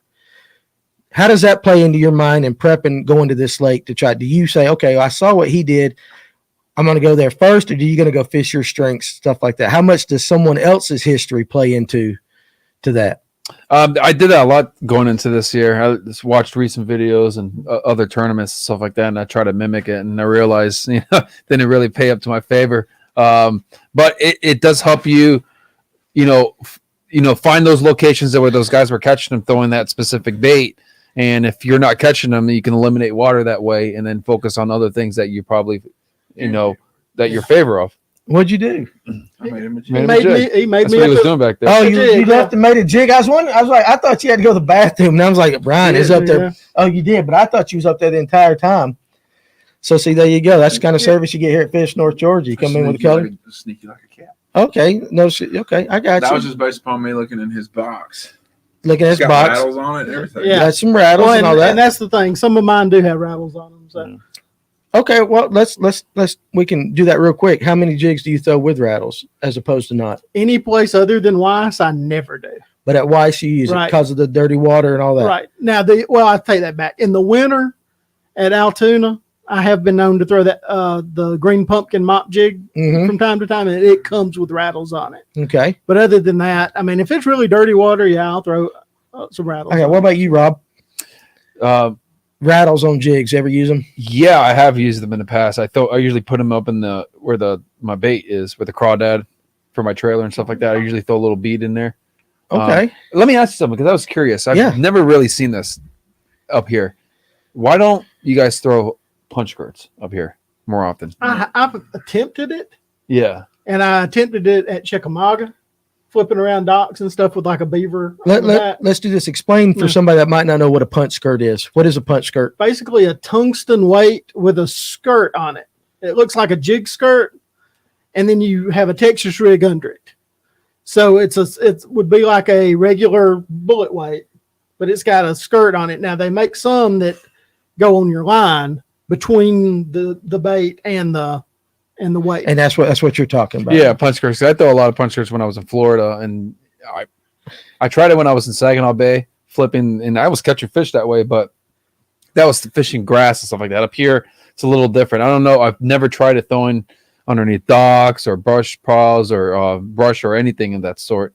Yeah, I don't know if you. I mean, I know I throw it weedless, so it's like, given the fact you're throwing it weedless, I thought it'd be better, with brushes and stuff like that. But you guys all throw regular, typical jigs here. Yeah, I noticed we that. do. I appreciate the shout out right there, Tyler. He likes, we make him some jigs that are brown. He likes that brown color. So yeah, they get it done. So we do appreciate that shout out right there. And I'm not a huge jig fisherman. Mm-hmm. It's not my favorite thing to throw by any stretch. Right. And that's the reason that plastic box looks the way it does, because that's what I'm throwing around those docks most of the time. I'm throwing a creature bait of some sort, and I'm going by color. And I have a system I use at Weiss. I just pick one. I've got 3 different ones in there that I've caught good fish on. Right. And I'll rotate through all of them until I find one that they're biting that day. And this is the funniest thing. You can throw that Z-crawl and get bit today. Tomorrow, they want the rage bug. The next day, they want, what's the other one that I throw a good bit? A beaver. It's weird what they'll pick the same colors, but completely different baits. Yeah. So farmer put the punch skirt like that. So I guess the lay downs is where I have found it works in current. Okay, so there you go. Farmer fish is Notley a great bit. I talked to Jonathan quite a few times on the phone. Yeah, he's a good dude. So Yeah, that might be your answer. Something with the punch skirt stuff like that. I never have. Huh? Ron, how do you rig those baits? How do you rig? What's your Texas rig I use an EWG hook. I don't use the straight shape. We're still talking about the punch, Right. Okay, all right. And for the punch skirts, it's just a Texas rig weight, but the ones that I have a little thing about this much that hangs off the bottom of the Texas rig weight, Mm-hmm. It's a collar. and it's a collar, and you put the skirt on there. yeah. Gotcha. Okay. And then you just use it like you would any Texas rig. It bulks the bait up a good bit. It also makes it fall, like if you're using a 1/2 ounce, which is what I normally would use, it makes it fall like a quarter. Sounds like he needs to make a Patreon video on the punch skirt Ron? stuff like that. No. Ron does. Yes, you I don't do. use it. I've only used it a few times, Yeah, but still, and I it's a think I've technique. only caught one fish on it ever. Well, you got to So- tell nobody that. I mean, Fake it till you make it, baby. Yeah. That's what I do. Just to kind of bring you back, since you took off, we started getting into the history part of it, Ryan. Kind of told them why. And so far what we've gotten from them, because I know you wanted to answer the question, and we'll keep on it, is that they use history as a starting place, but according to you, and Rob was using Okeechobee, water, you still got to figure out the water level, stuff like that. All that stuff dictates. It's a good starting point, but there's so many other variables that history doesn't always repeat itself. Right. Pretty much. I mean, that's kind of where you was going at it with like that. And then he used the example of in tournaments, there's a team that goes to the same spot pretty much consistently. Once every in a blue moon, they'll wear you out because eventually the fish show up. Right. But for the most part, history works against them because they're in that spot, yes, knowing that it could happen, but not willing to move. They stick on that spot. Well, unlike Lanier and especially Allatoona, I've never seen fish move like they do at Allatoona, ever. I don't understand it. But at Weiss, from May to September, until the water level starts doing something, you're going to have your deep fish and you're going to have your shallow fish. And they're going to be around basically the same areas all summer. Now, whether you can catch them or not is a whole different story. But there are certain docks on that lake where if I see somebody's not fishing it, I'm going to fish it. There's one dock I've only caught one fish off of it ever. It was on that big mop jig in July, 7.5 pounds.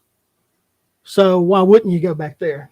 You only got to make 3 casts. Right. So, but like what you were saying with the popper, based on history, right, when that condition presents itself, you're going to try that technique. If I ever get a tournament day where I can just do that all day, I may not catch fish. But if I do catch 5 on it, it's going to be tough to beat. Okay, that makes sense. And that's the way. I mean, that's the way you have to look at it. I think in a tournament. Mm-hmm. And I mean, we have just as many. Like I said, I fished 4 tournaments over there this year. We blanked completely in one. 8 hours, did not catch a keeper. Caught 3 fish in another one, and they would have gone 3 pounds. They were Allatoona specials. Fished one in the summer with a guy. We had 17 and some change over there. And then me and my dad in October caught 11 something and won one. Is this at Weiss? Yeah. At Weiss. I mean, I only fished it 6 times total all year, and 4 of them were in tournaments. Okay. And then 2 other times, once I caught fish pretty good on top water. We had a nice morning. Me and the guy I was fishing with just had a nice, easy morning. And he was throwing a walking bait, a spook, and he was catching 3 to 1 what I was on the popper. Gotcha. But I was catching the better fish.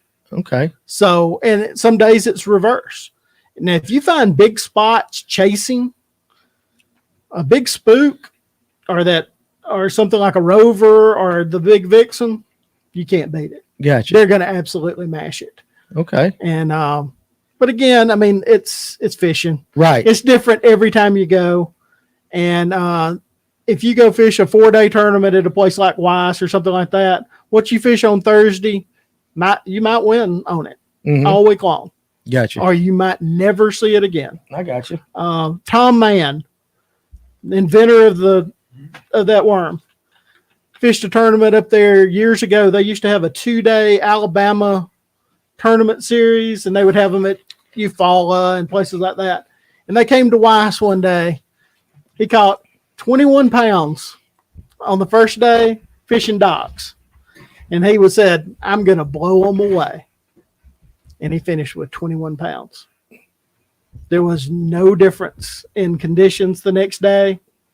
He didn't fish the same docks. He fished docks like the ones he had fished before. Right. He didn't catch another fish. Sounds like Rocky. I mean, that history can bite you. But at the same time, if you hadn't been there in a while, what else you got to go on? Yeah, that makes sense. I want to take a quick second again. Like I always want to thank our sponsors. I meant to do this a little bit earlier.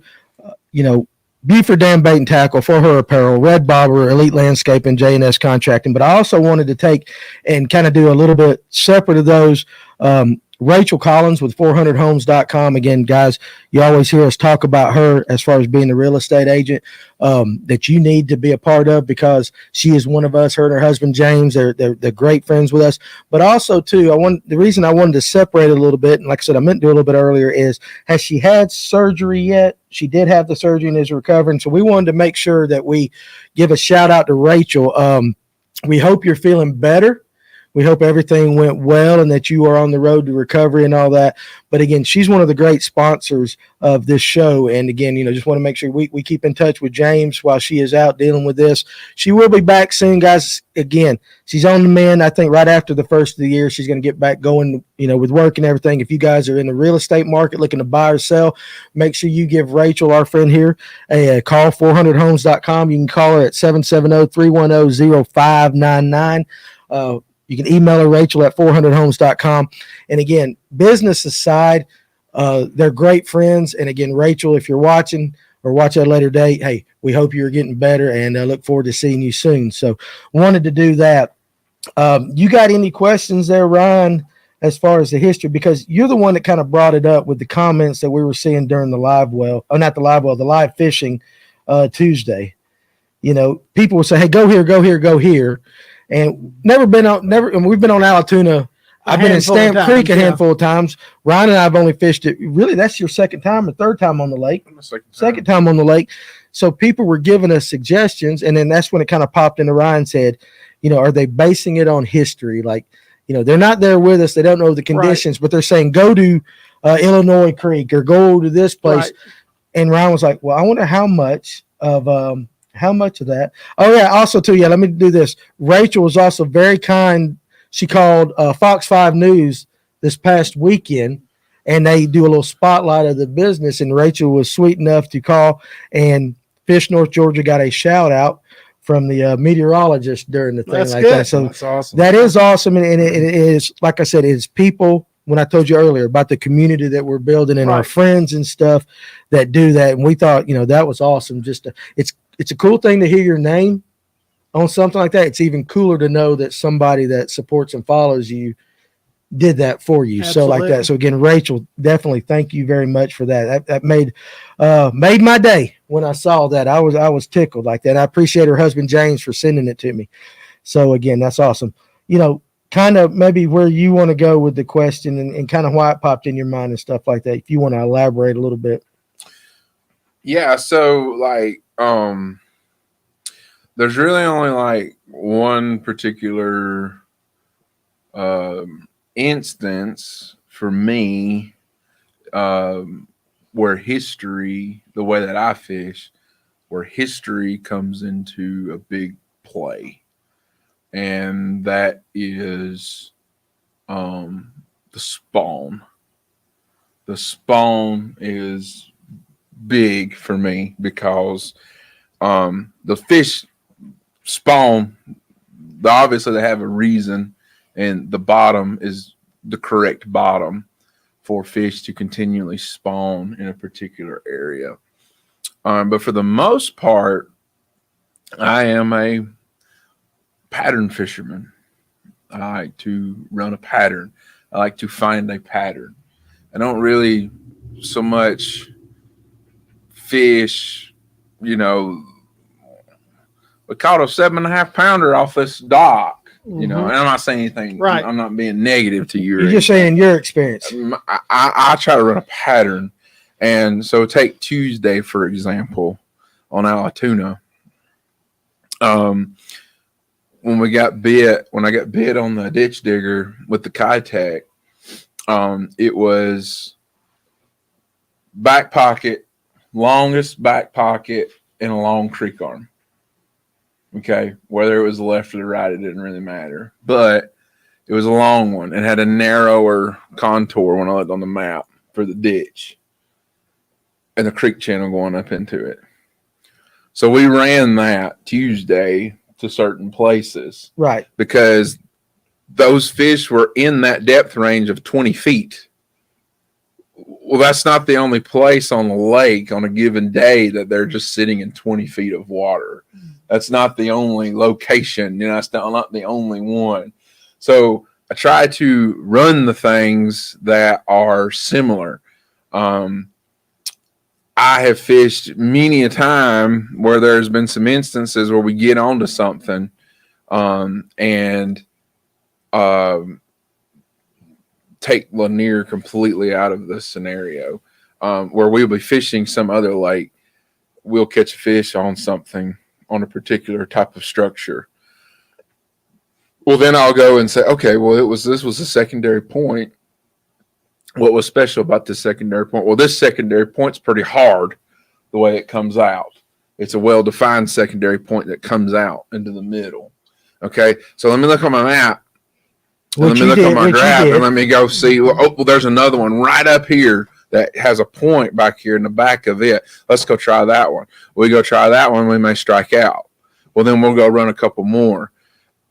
I see personally with a lot of people, and maybe it's just what it is, but and it's just conversations that I've also had with people that come through the store and then send me messages. Yeah, I ran like 2 or 3 of those and didn't get bit anymore, so I gave up on it. The problem with that way of thinking is if you catch fish off of one thing, that doesn't necessarily mean every single time that, oh, I caught fish on secondary hard point in the back of a creek. Well, let's go. The next one we go to should have another one on it. The next one we go to should have another. That's not always the case.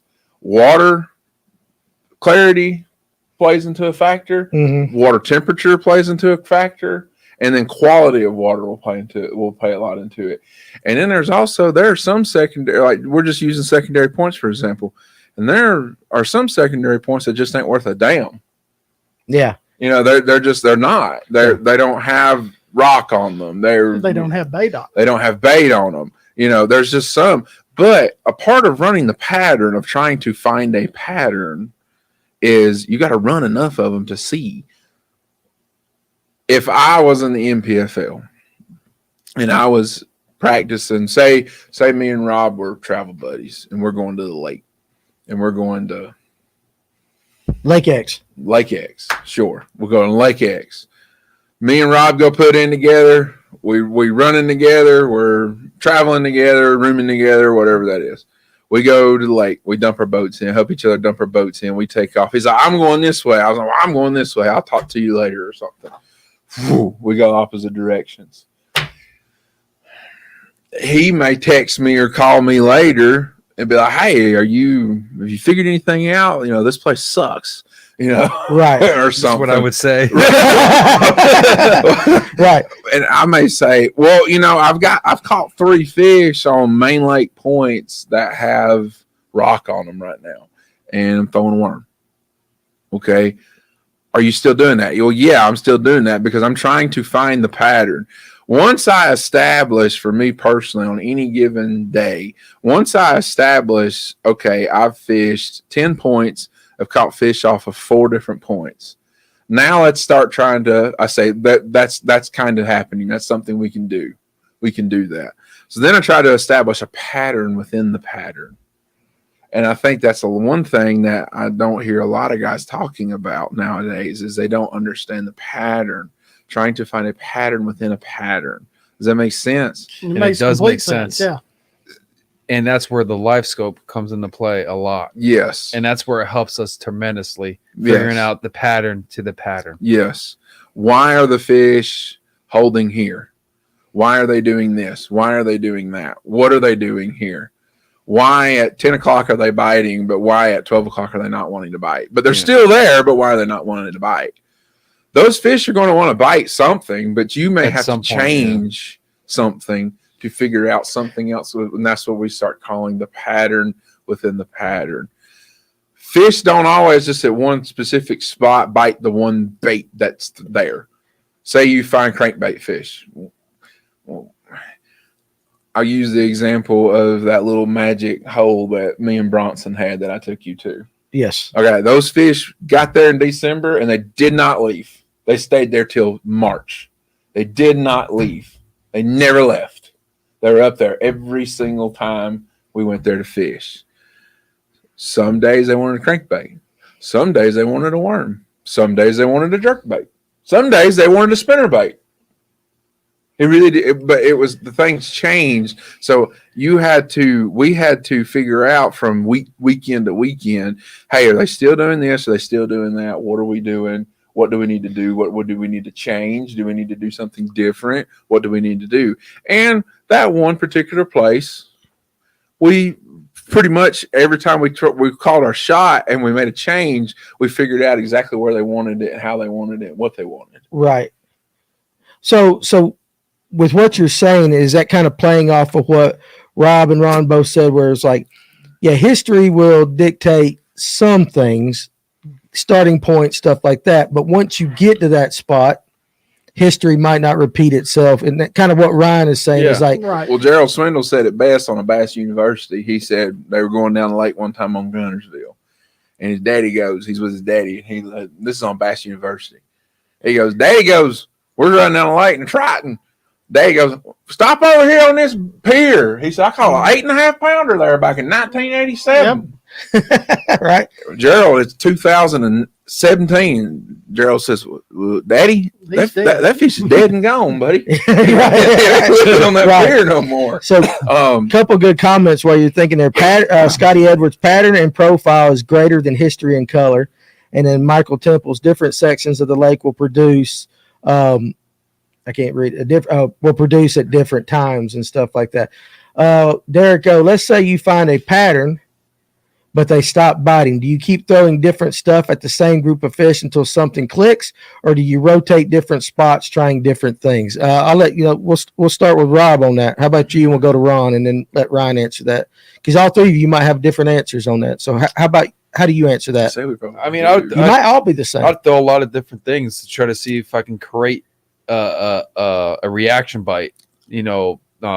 Whether it's you rub it in their face, with the live scope, or you just slowly roll it. I mean, different types of colors. If that doesn't work within like 15, 20 minutes, then pick up that trolling motor and go to the next spot. Okay, Ron. Kind of along the same lines. Say I'm catching them on something moving and all of a sudden it's gone. I might throw a worm out there a couple of times to see if those fish are still there, or to see if they're still interested. If they're not, then I'm like them. But that doesn't mean I won't be back. Right. Because I know those fish are there. Yeah. And I know when they'll bite, they'll bite.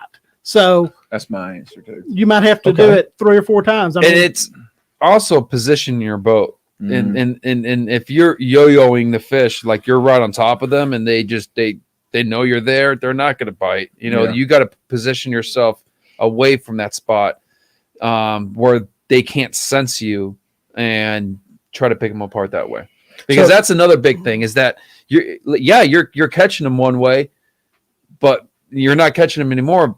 You got to position your boat. You got to position that vessel. They can hear those electronics. They can sense you. I always change change the lengths. yes. I change boat position. First time in the morning, maybe, for example, it's like a point or something like that. You can get pretty close to those fish, and you can still catch several of them. You could potentially even catch a limit, if you stay off of them enough. But then they quit biting. We're going to leave it alone for 3 hours. Well, the next time when I come back, you've got to stay back. I may have started fishing on the right-hand side of the point, throwing up there to them.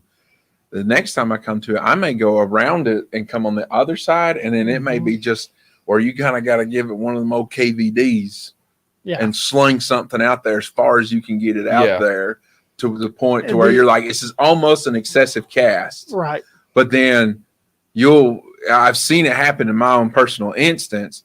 You'll throw something way out there and it's falling, and you're like a 1/4 ounce shaky head, and it's falling down there into 15 feet of water. You let it fall for a few seconds, open the bell. And then you close the bell and you reel in your slack a little bit. And then when you reel in your slack, sometimes your line is swimming off. Yes. You caught the fish by surprise. That shaky head was coming down, and as soon as it hit the bottom, they just grabbed it. Swallowed it and took off. The other thing that can really change it, it goes a lot to what he's saying, is sometimes it really is as simple as just don't make a cast for a second and change your angle of your cast. Angles. If you've been throwing, say you're in a back of a pocket, you're sitting in 8, 10, 12 foot of water, there's a ditch, you're finding fish in the ditch. Well, you catch 2 or 3 of them, you're going to bring them to you. just sit there for a second. Ease over to one side or the other. Don't be right in the middle with them anymore. And sometimes we found that sometimes that's when you catch the big one out of the group because it's a little different. You may be throwing the exact same bait. You may be working it the exact same way, but you've changed it to where you're not throwing that same swim bait straight down the pipe every time. Now, all of a sudden you're throwing into shallower water, bringing it down into the ditch and then bringing it back up the other side. You know, and it's funny how you say that because this was about maybe 2-3 years ago. I was fishing the lake out of Okeechobee, or fishing the tournament out of Okeechobee, and I had a koi angler, and we get to this first spot first thing in the morning. We caught 2 little things, but I'm like, I know there's fish here. It wasn't the right timing, so we hit other spots. We came back, and I'm throwing a big easy on top, and I'm fishing about 2-3 foot of water, and I'm throwing a big easy as fast as I can. And I'm getting fish to hit it, and I started catching a good back, and I'm like, let's turn around and go back the other way. Let's hit it in a different angle. Right. Because we missed fish, but if they see it in a different angle, they might piss them off and hit it. Right. And sure enough, you hit it in different angles. You know, you do a figure 8 around that spot. I mean, you're going to get those fish to piss off and hit you. Well, it's like That's a good point. that tournament at Weiss that we just fished. The only reason I caught a fish on the crankbait is because my dad hung up and broke off. I got up running the trolling motor, and I'd already fished the bank up to the dock. I'd fished the walkway, and I thought, what the heck? And I fired one out. Now, we're in 6 foot of water, it's as deep as the pocket got. And I bring it right by the outside corner of the dock. 2.5 pounder. Well, now, okay, I can figure that out. So I go right down the face of that dock, nothing hits. Go on the backside, nothing hits. We go to the next dock, bring it right down through there, catch another one. They wanted it right down by the edges. Any edge, any corner, any angle you could take a little different, that's when you got bit. It wasn't ever the prototypical cast. The only prototypical fish I caught that day, I caught one on a buzzbait first thing in the morning, you know. Right. And then I caught one on a chatterbait that I skipped up under a dock. And I skipped it as far up under there as I could. I backlashed it a little bit. I was going to say, picked it out, chatterbait skipping. There you go. And as soon as I started reeling it, I moved it that far and he hit it. He was not one that we ended up keeping. But it was just a different angle. And my dad was who I was fishing with that day, and he was having a tough time with the angles, I think. Now, he caught some fish doing it because he kind of figured it out. It couldn't be dead straight on. You know, if you were to bring it down every pile, they didn't seem to want that, but they wanted it coming by multiple piles. Yeah. And they may not want it right up on it. They wanted it that far away. Mm-hmm. And those are the weird things that you get, and that's the pattern, though. The pattern within the pattern that Ron's talking about. We just went around a pocket and just hit every boat dock in there. And we pretty much got bit off every dock in there. So, you know, but again, you were changing it up every time. Sometimes they were on this side. Sometimes they were on the other side. Normally, at least at Weiss, that has to do with shade, but it didn't that day. We caught fish out of the sun. We caught fish out of the shade. I don't know why, but that day that's what it worked. Well, let me pose this question to you guys, being that I'm not, again, I love fishing. You guys are all far better anglers than I am. How much time do you take trying to figure the pattern out before you change a bait? Like, say, Ryan, like you're going up to a point, you got the live scope, you see the fish, you're throwing this at them, you catch a few, and then it shuts down.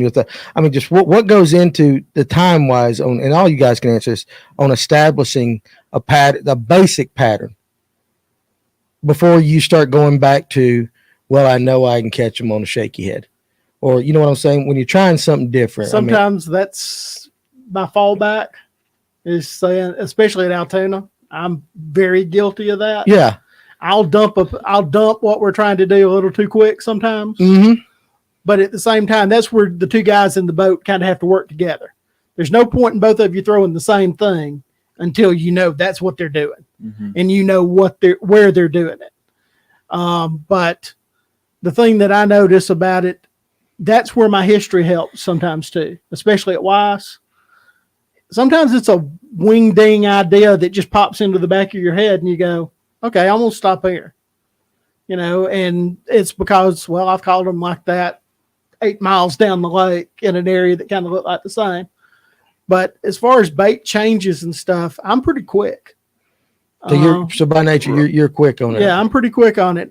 Now, that may be just changing the color of a worm. Right. Or it might be changing from a DT10 to something else if I'm throwing a crankbait, or changing to a different color DT10 or thing like that.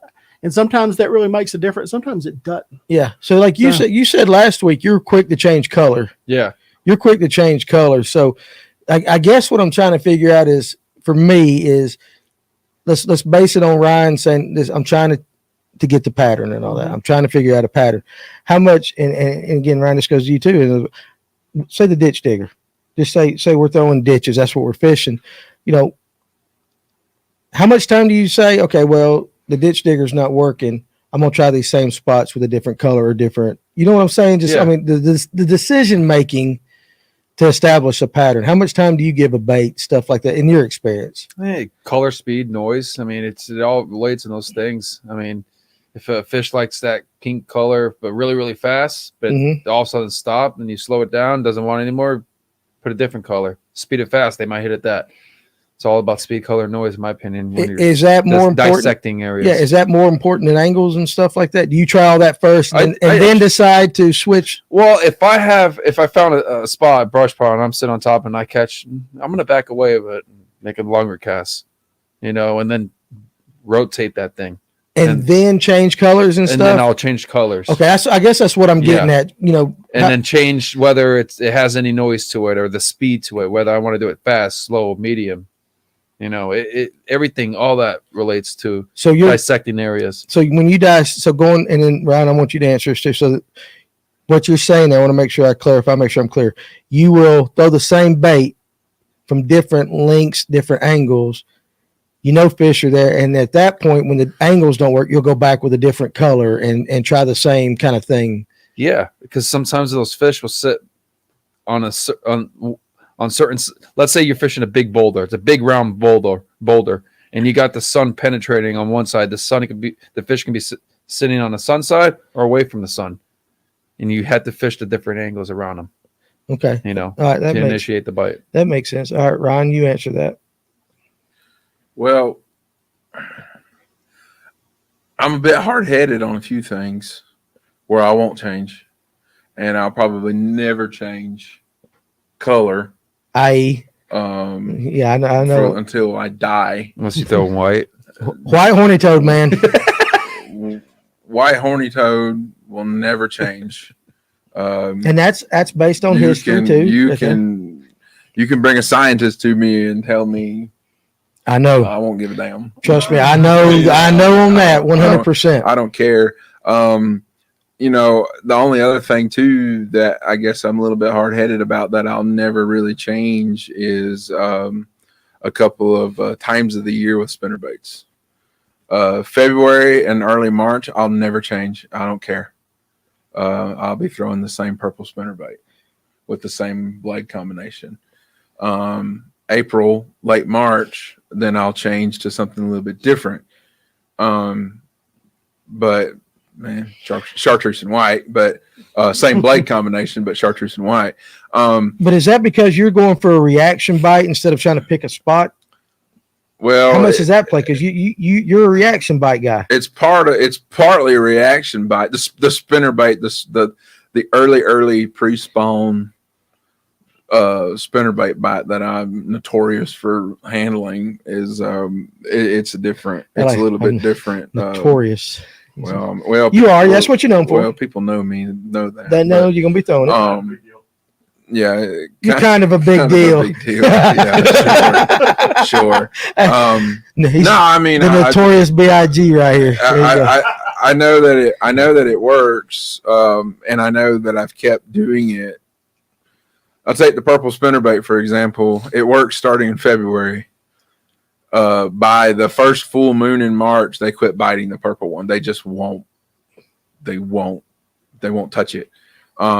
then I gotta go to the chartreuse and white. That's when I immediately know I go back to chartreuse and white. Regardless of water clarity, I know that the chartreuse and white will work. And that's history. And that is some history. That is bait history for me. Probably the easiest thing though, in terms of that, like talking about from what like Ron and then talking about what Rob said, is I guess the best way for me to explain it is like with the horny toad. They've never told me that they want a different color. They've never told me they won't touch this color. Right. They've never told me they won't eat this color, whether it's in sun or shade. It really doesn't matter.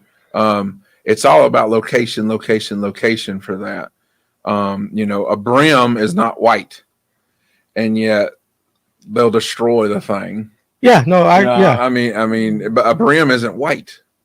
Right. I mean, it doesn't. I mean, white is so generic. Yeah, I have 100 of them. I spend $200 every April or May roughly and restock them. I mean, I have to because they're basically one and done. Right. With my hook set up and everything that I've got going on with that. But I feel like there's a fine line sometimes too between. And I've asked myself this question. I feel like there's a fine line between confidence and history. Does that make sense? How often do you find yourself changing from history to your confidence bait? I do that maybe too often, especially at Lanier and clearer bodies of water. I'll start out with something that I know should work. And then next thing you know, I've got that little evergreen jerk bait on. Which is your confidence bait. Right. That's the only jerk bait I've really got a whole lot of confidence in. What about you on that? Like, do you do that? Lanier? No, like what he's saying. Go with something that should work at a given time, but it ain't working, and you pull out your confidence bait, or you just I mean, you do that. I mean, I just junk fish until I get that, but I'll always throw that chatterbait. I'll throw that top water. I'll throw worm or drag it or do something, and if it's not working, I'll have to switch it. Yeah. So there's some things though that just never change. There is some things that never change. There's some things that never change, like drop shot a flatworm. Drop shot. You love that flatworm, man. I caught a lot of fish on that. There's a reason that people love them. So. Yeah. Chrome Sibyls. Right. A certain color gunfish at Allatoona, which for some reason they don't make them anymore. You can't buy them, and they will destroy them at a certain time of the year. You can never go wrong with the white chatterbait. I'm sorry. Anywhere in this country. That's probably one of the number one things thrown is a jackhammer chatterbait. In white. World in white. Or bluegill, black and blue. But that's your confidence bait. That's one of your confidence baits. Yeah. Whereas so I'm listening to Ryan talk, and I'm listening to you two guys describe angles and stuff like that. And just this is me, just the everyday Joe thinking his confidence bait and his spinnerbait as well is reaction bites. Mm-hmm. You guys are talking about picking a spot apart in different angles, so it's almost kind of like no, I won't do that. Yeah, so you're a little different than that. You got in your mind, hey, this is going to be X, Y, and Z. It should happen. It's always happened. It's this color. So you do rely on history and stuff in that aspect with certain baits at certain times of the year. It's certain times of the year, yes, with certain baits. Do you guys do that? Oh, yeah. Mm-hmm. So it's just something, I mean, but it goes back to that history kind of in confidence. I know I caught a fish doing this. They should bite it. They will bite it. I'm going to make them bite it. But fish are going to evolve and change every year as years go by.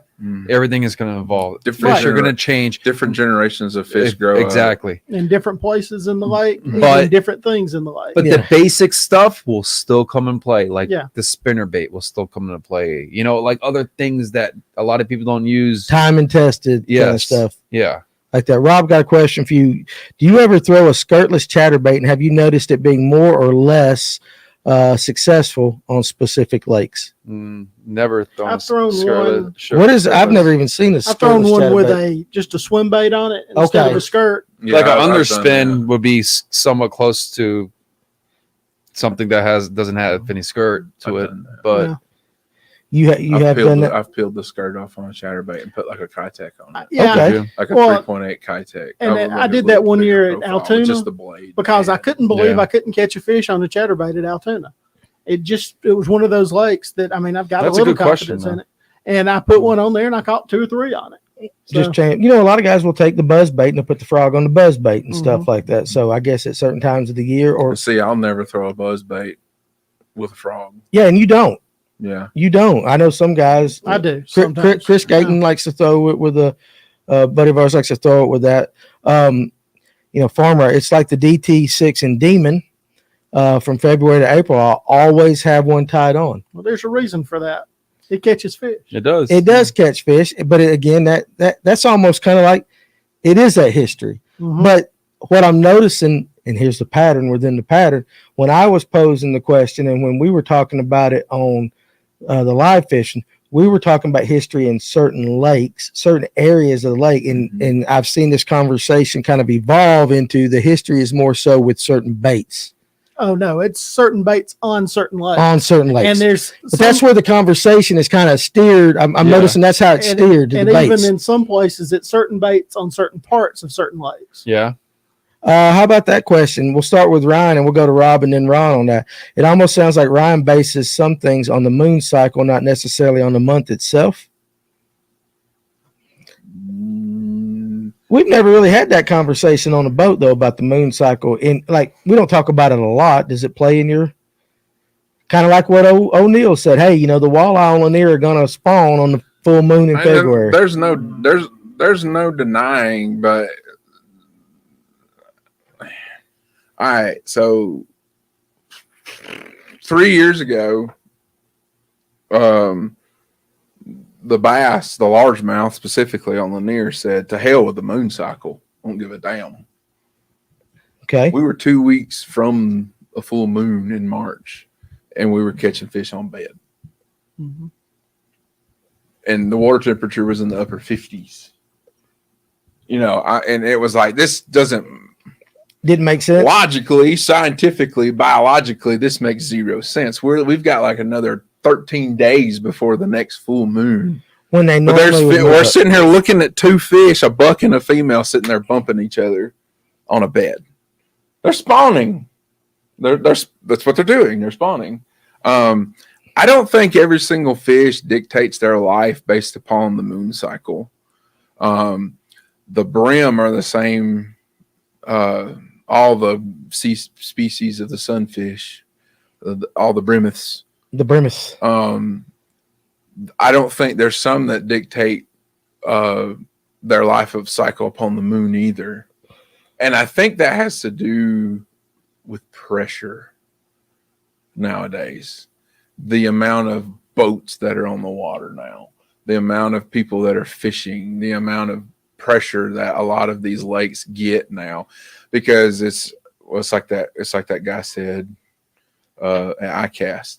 There's more people fishing today than there ever has been since the dawn of man started fishing. That's true. He did say that. So I mean, it's like I think Mother. I always say this too. I know people's heard me say this, and I've said it on the show. Mother Nature always finds a way. Mm-hmm. Mother Nature always finds her way to adapt, to change. Yes, the moon cycles and the sun cycles and stuff have a lot to do with fishing. Low pressure, high pressure has a lot to do with fishing. However, when I set my boat in the water, I don't, I know there's some people, because I've seen comments of it for Facebook, not on our page, but on other pages. There's some people that, their whole life dictates upon the barometric pressure and the moon phase, whether or not they go fishing or not. Yes. Before I've I seen back that. my boat in the water, I really don't pay too much terrible attention to the high pressure, to the low pressure, to I the never paid wind. attention. You never do. It doesn't affect you at all. Me and you Okay. are a lot the I'm same. sorry, Ron. Like, No, that's fine. I'm going fishing. I'm going to go fishing regardless. I'm not going, because see, in my mind, my mindset, if I get to the boat ramp and start unhooking the boat, and I'm like, it's gonna be a high pressure day, we're not gonna catch anything, I've already put myself behind the 8 ball. mentally. Yeah. And I Okay. think, and you've heard me say this before in here, I think the mental aspect of fishing, what you can control yourself, dictates a lot of what happens to you on a specific day that you go fishing. Yeah. What you think right here, Mm-hmm. how you feel emotionally and mentally about fishing It's the most will important dictate.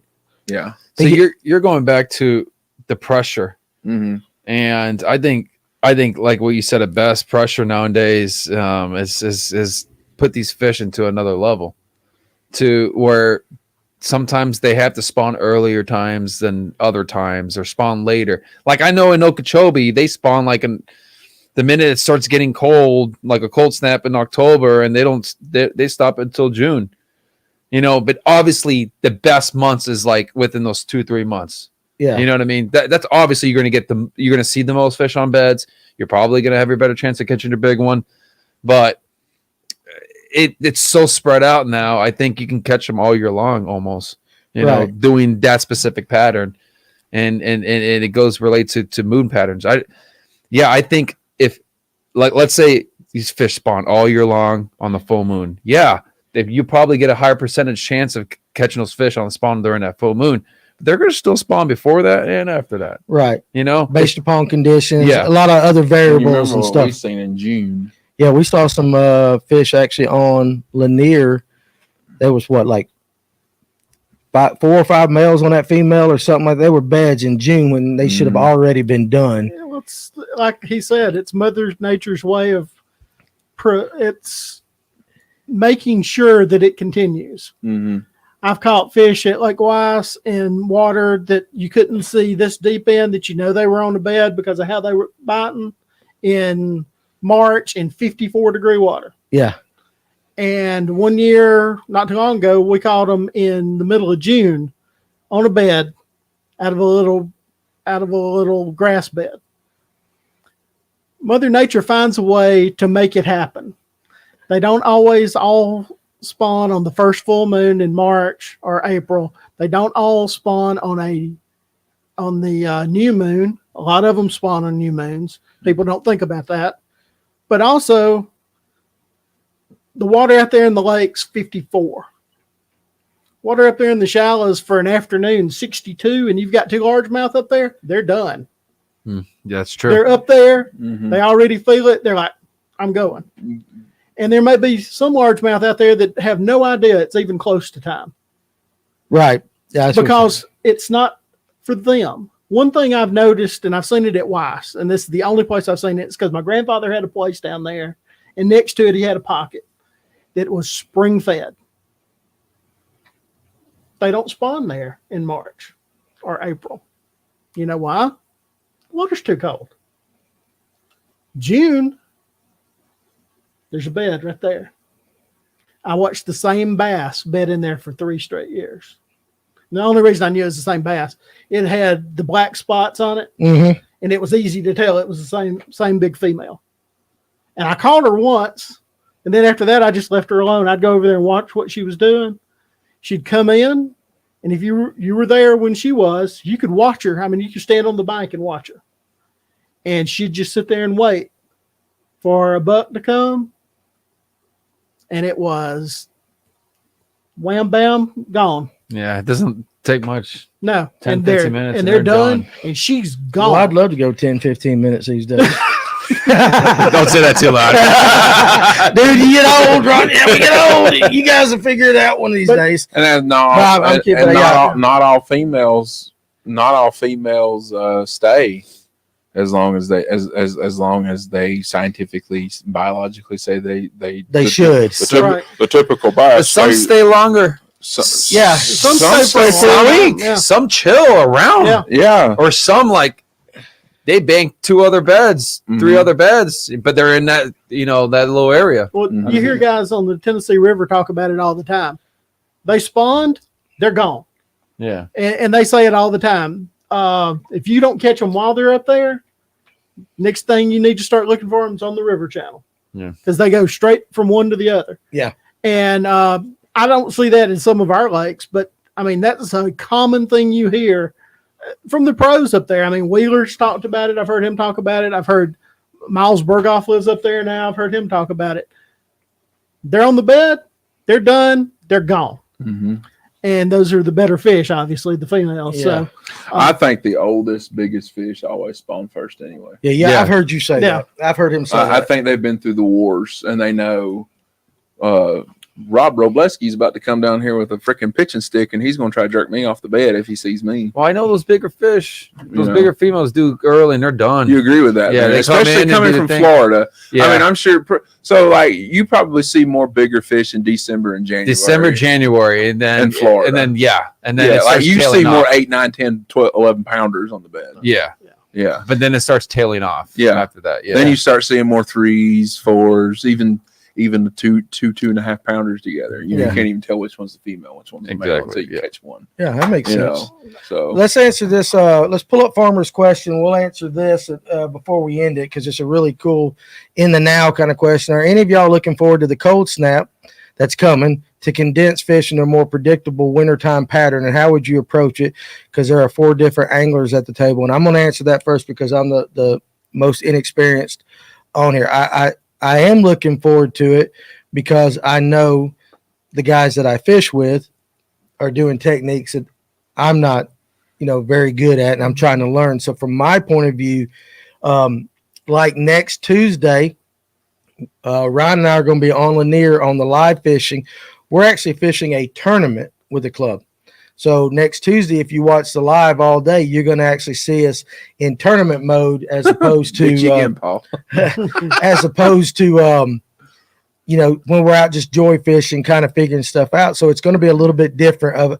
I'm still going to be cutting up in the back of the boat, but Ryan's going to be in tournament mode.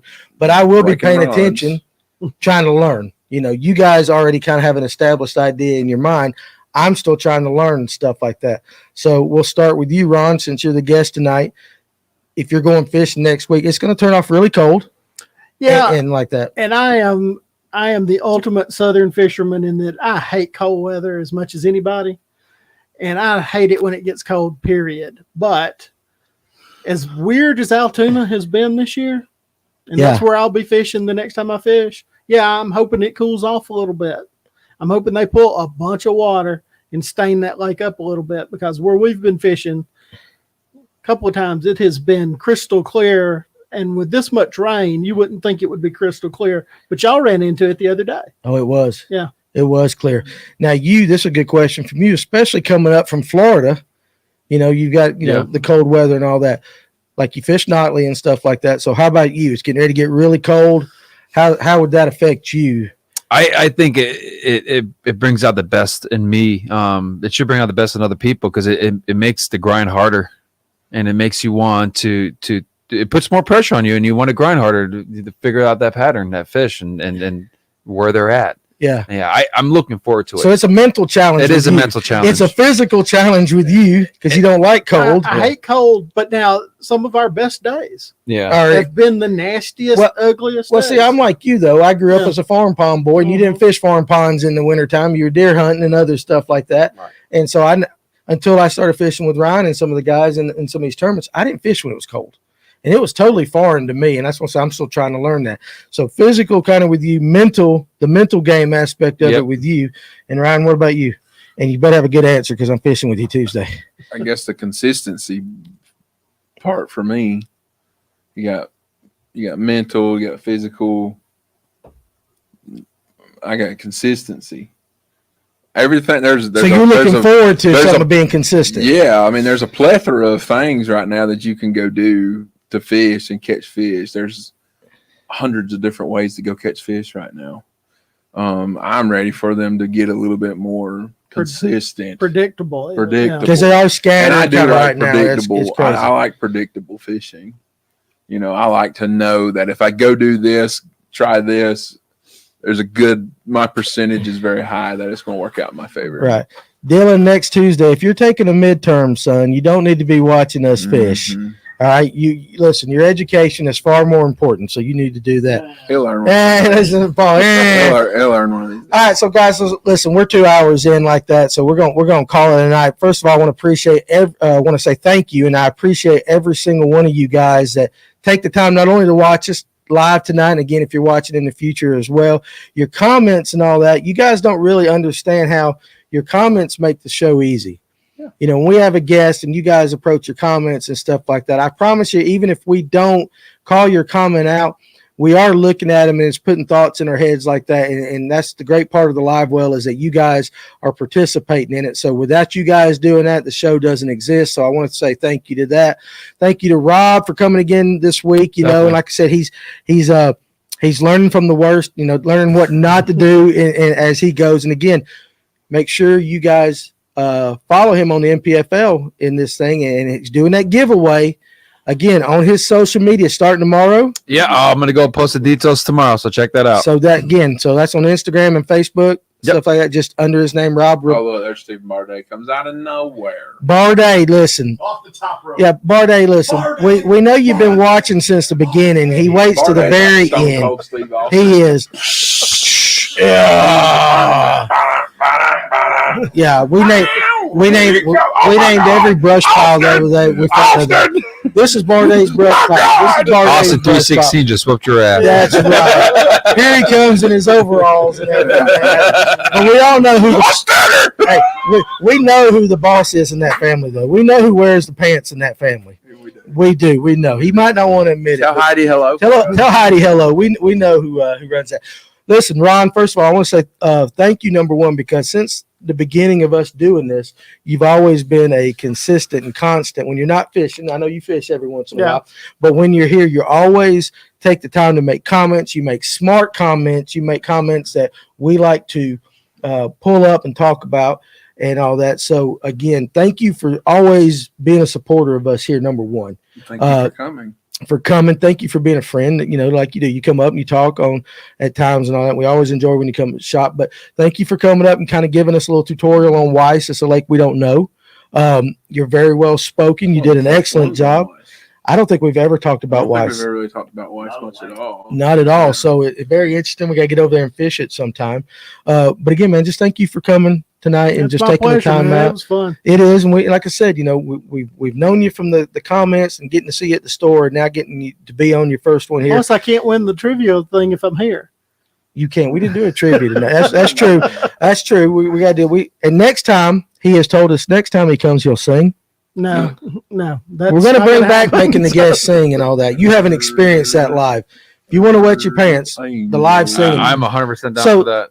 Next, guys, again, listen. Next, I should have did this at the beginning, but I forgot, so it's bad on me. Next Thursday's Livewell, if you guys go to TrueGritTackle.com and you place an order, you're going to get put in the drawing for a year's worth of. I'm not gonna be here next Thursday. You're not? He is. He's going to be here. I'm not. Oh, you suck, man. Okay. No, you can't. I'm giving you a hard time. Next Thursday, we're going to actually have the drawing for a year's worth of True Grit jigs. So, but again, to qualify for it, you got to go place an order on TrueGrit.com. Everybody that has made an order has been put into that, and we're going to be drawing that live next week. If the big snowstorm that I've seen, I'm seeing little rumblings about alleged snowstorm. It's going to happen this year. This is going to be the White Christmas this year. You got to have some faith, man. There was a White Christmas 2020. Where? Here? Yeah. Well, up in LJ. Yeah, up in LJ. I might have got it. My yard. We're right here on this line where sometimes it snows and we're right on that rain line. Yeah. And it really sucks. I'm in the valley in Rome. Yeah. It rains. Yeah, you get rain and then you get heat and you get thunderstorms. Right. Like I always, when my daughter was going to Barry, man, like the weather always scared us because I think every big thunderstorm goes through Rome first. Barry's notorious. So Are you singing? Sing us a Chestnuts roasting sing on us a an open Christmas fire. carol real quick. Do it in George Bush. Do your George Bush. Doing the platters. Can you do the George Bush? Just sing Silent Night in George Bush. Can you do it? The George Bush. Silent Night. That's Yeah, just Silent Night. Yeah. Oh, sorry. Do you George Bush?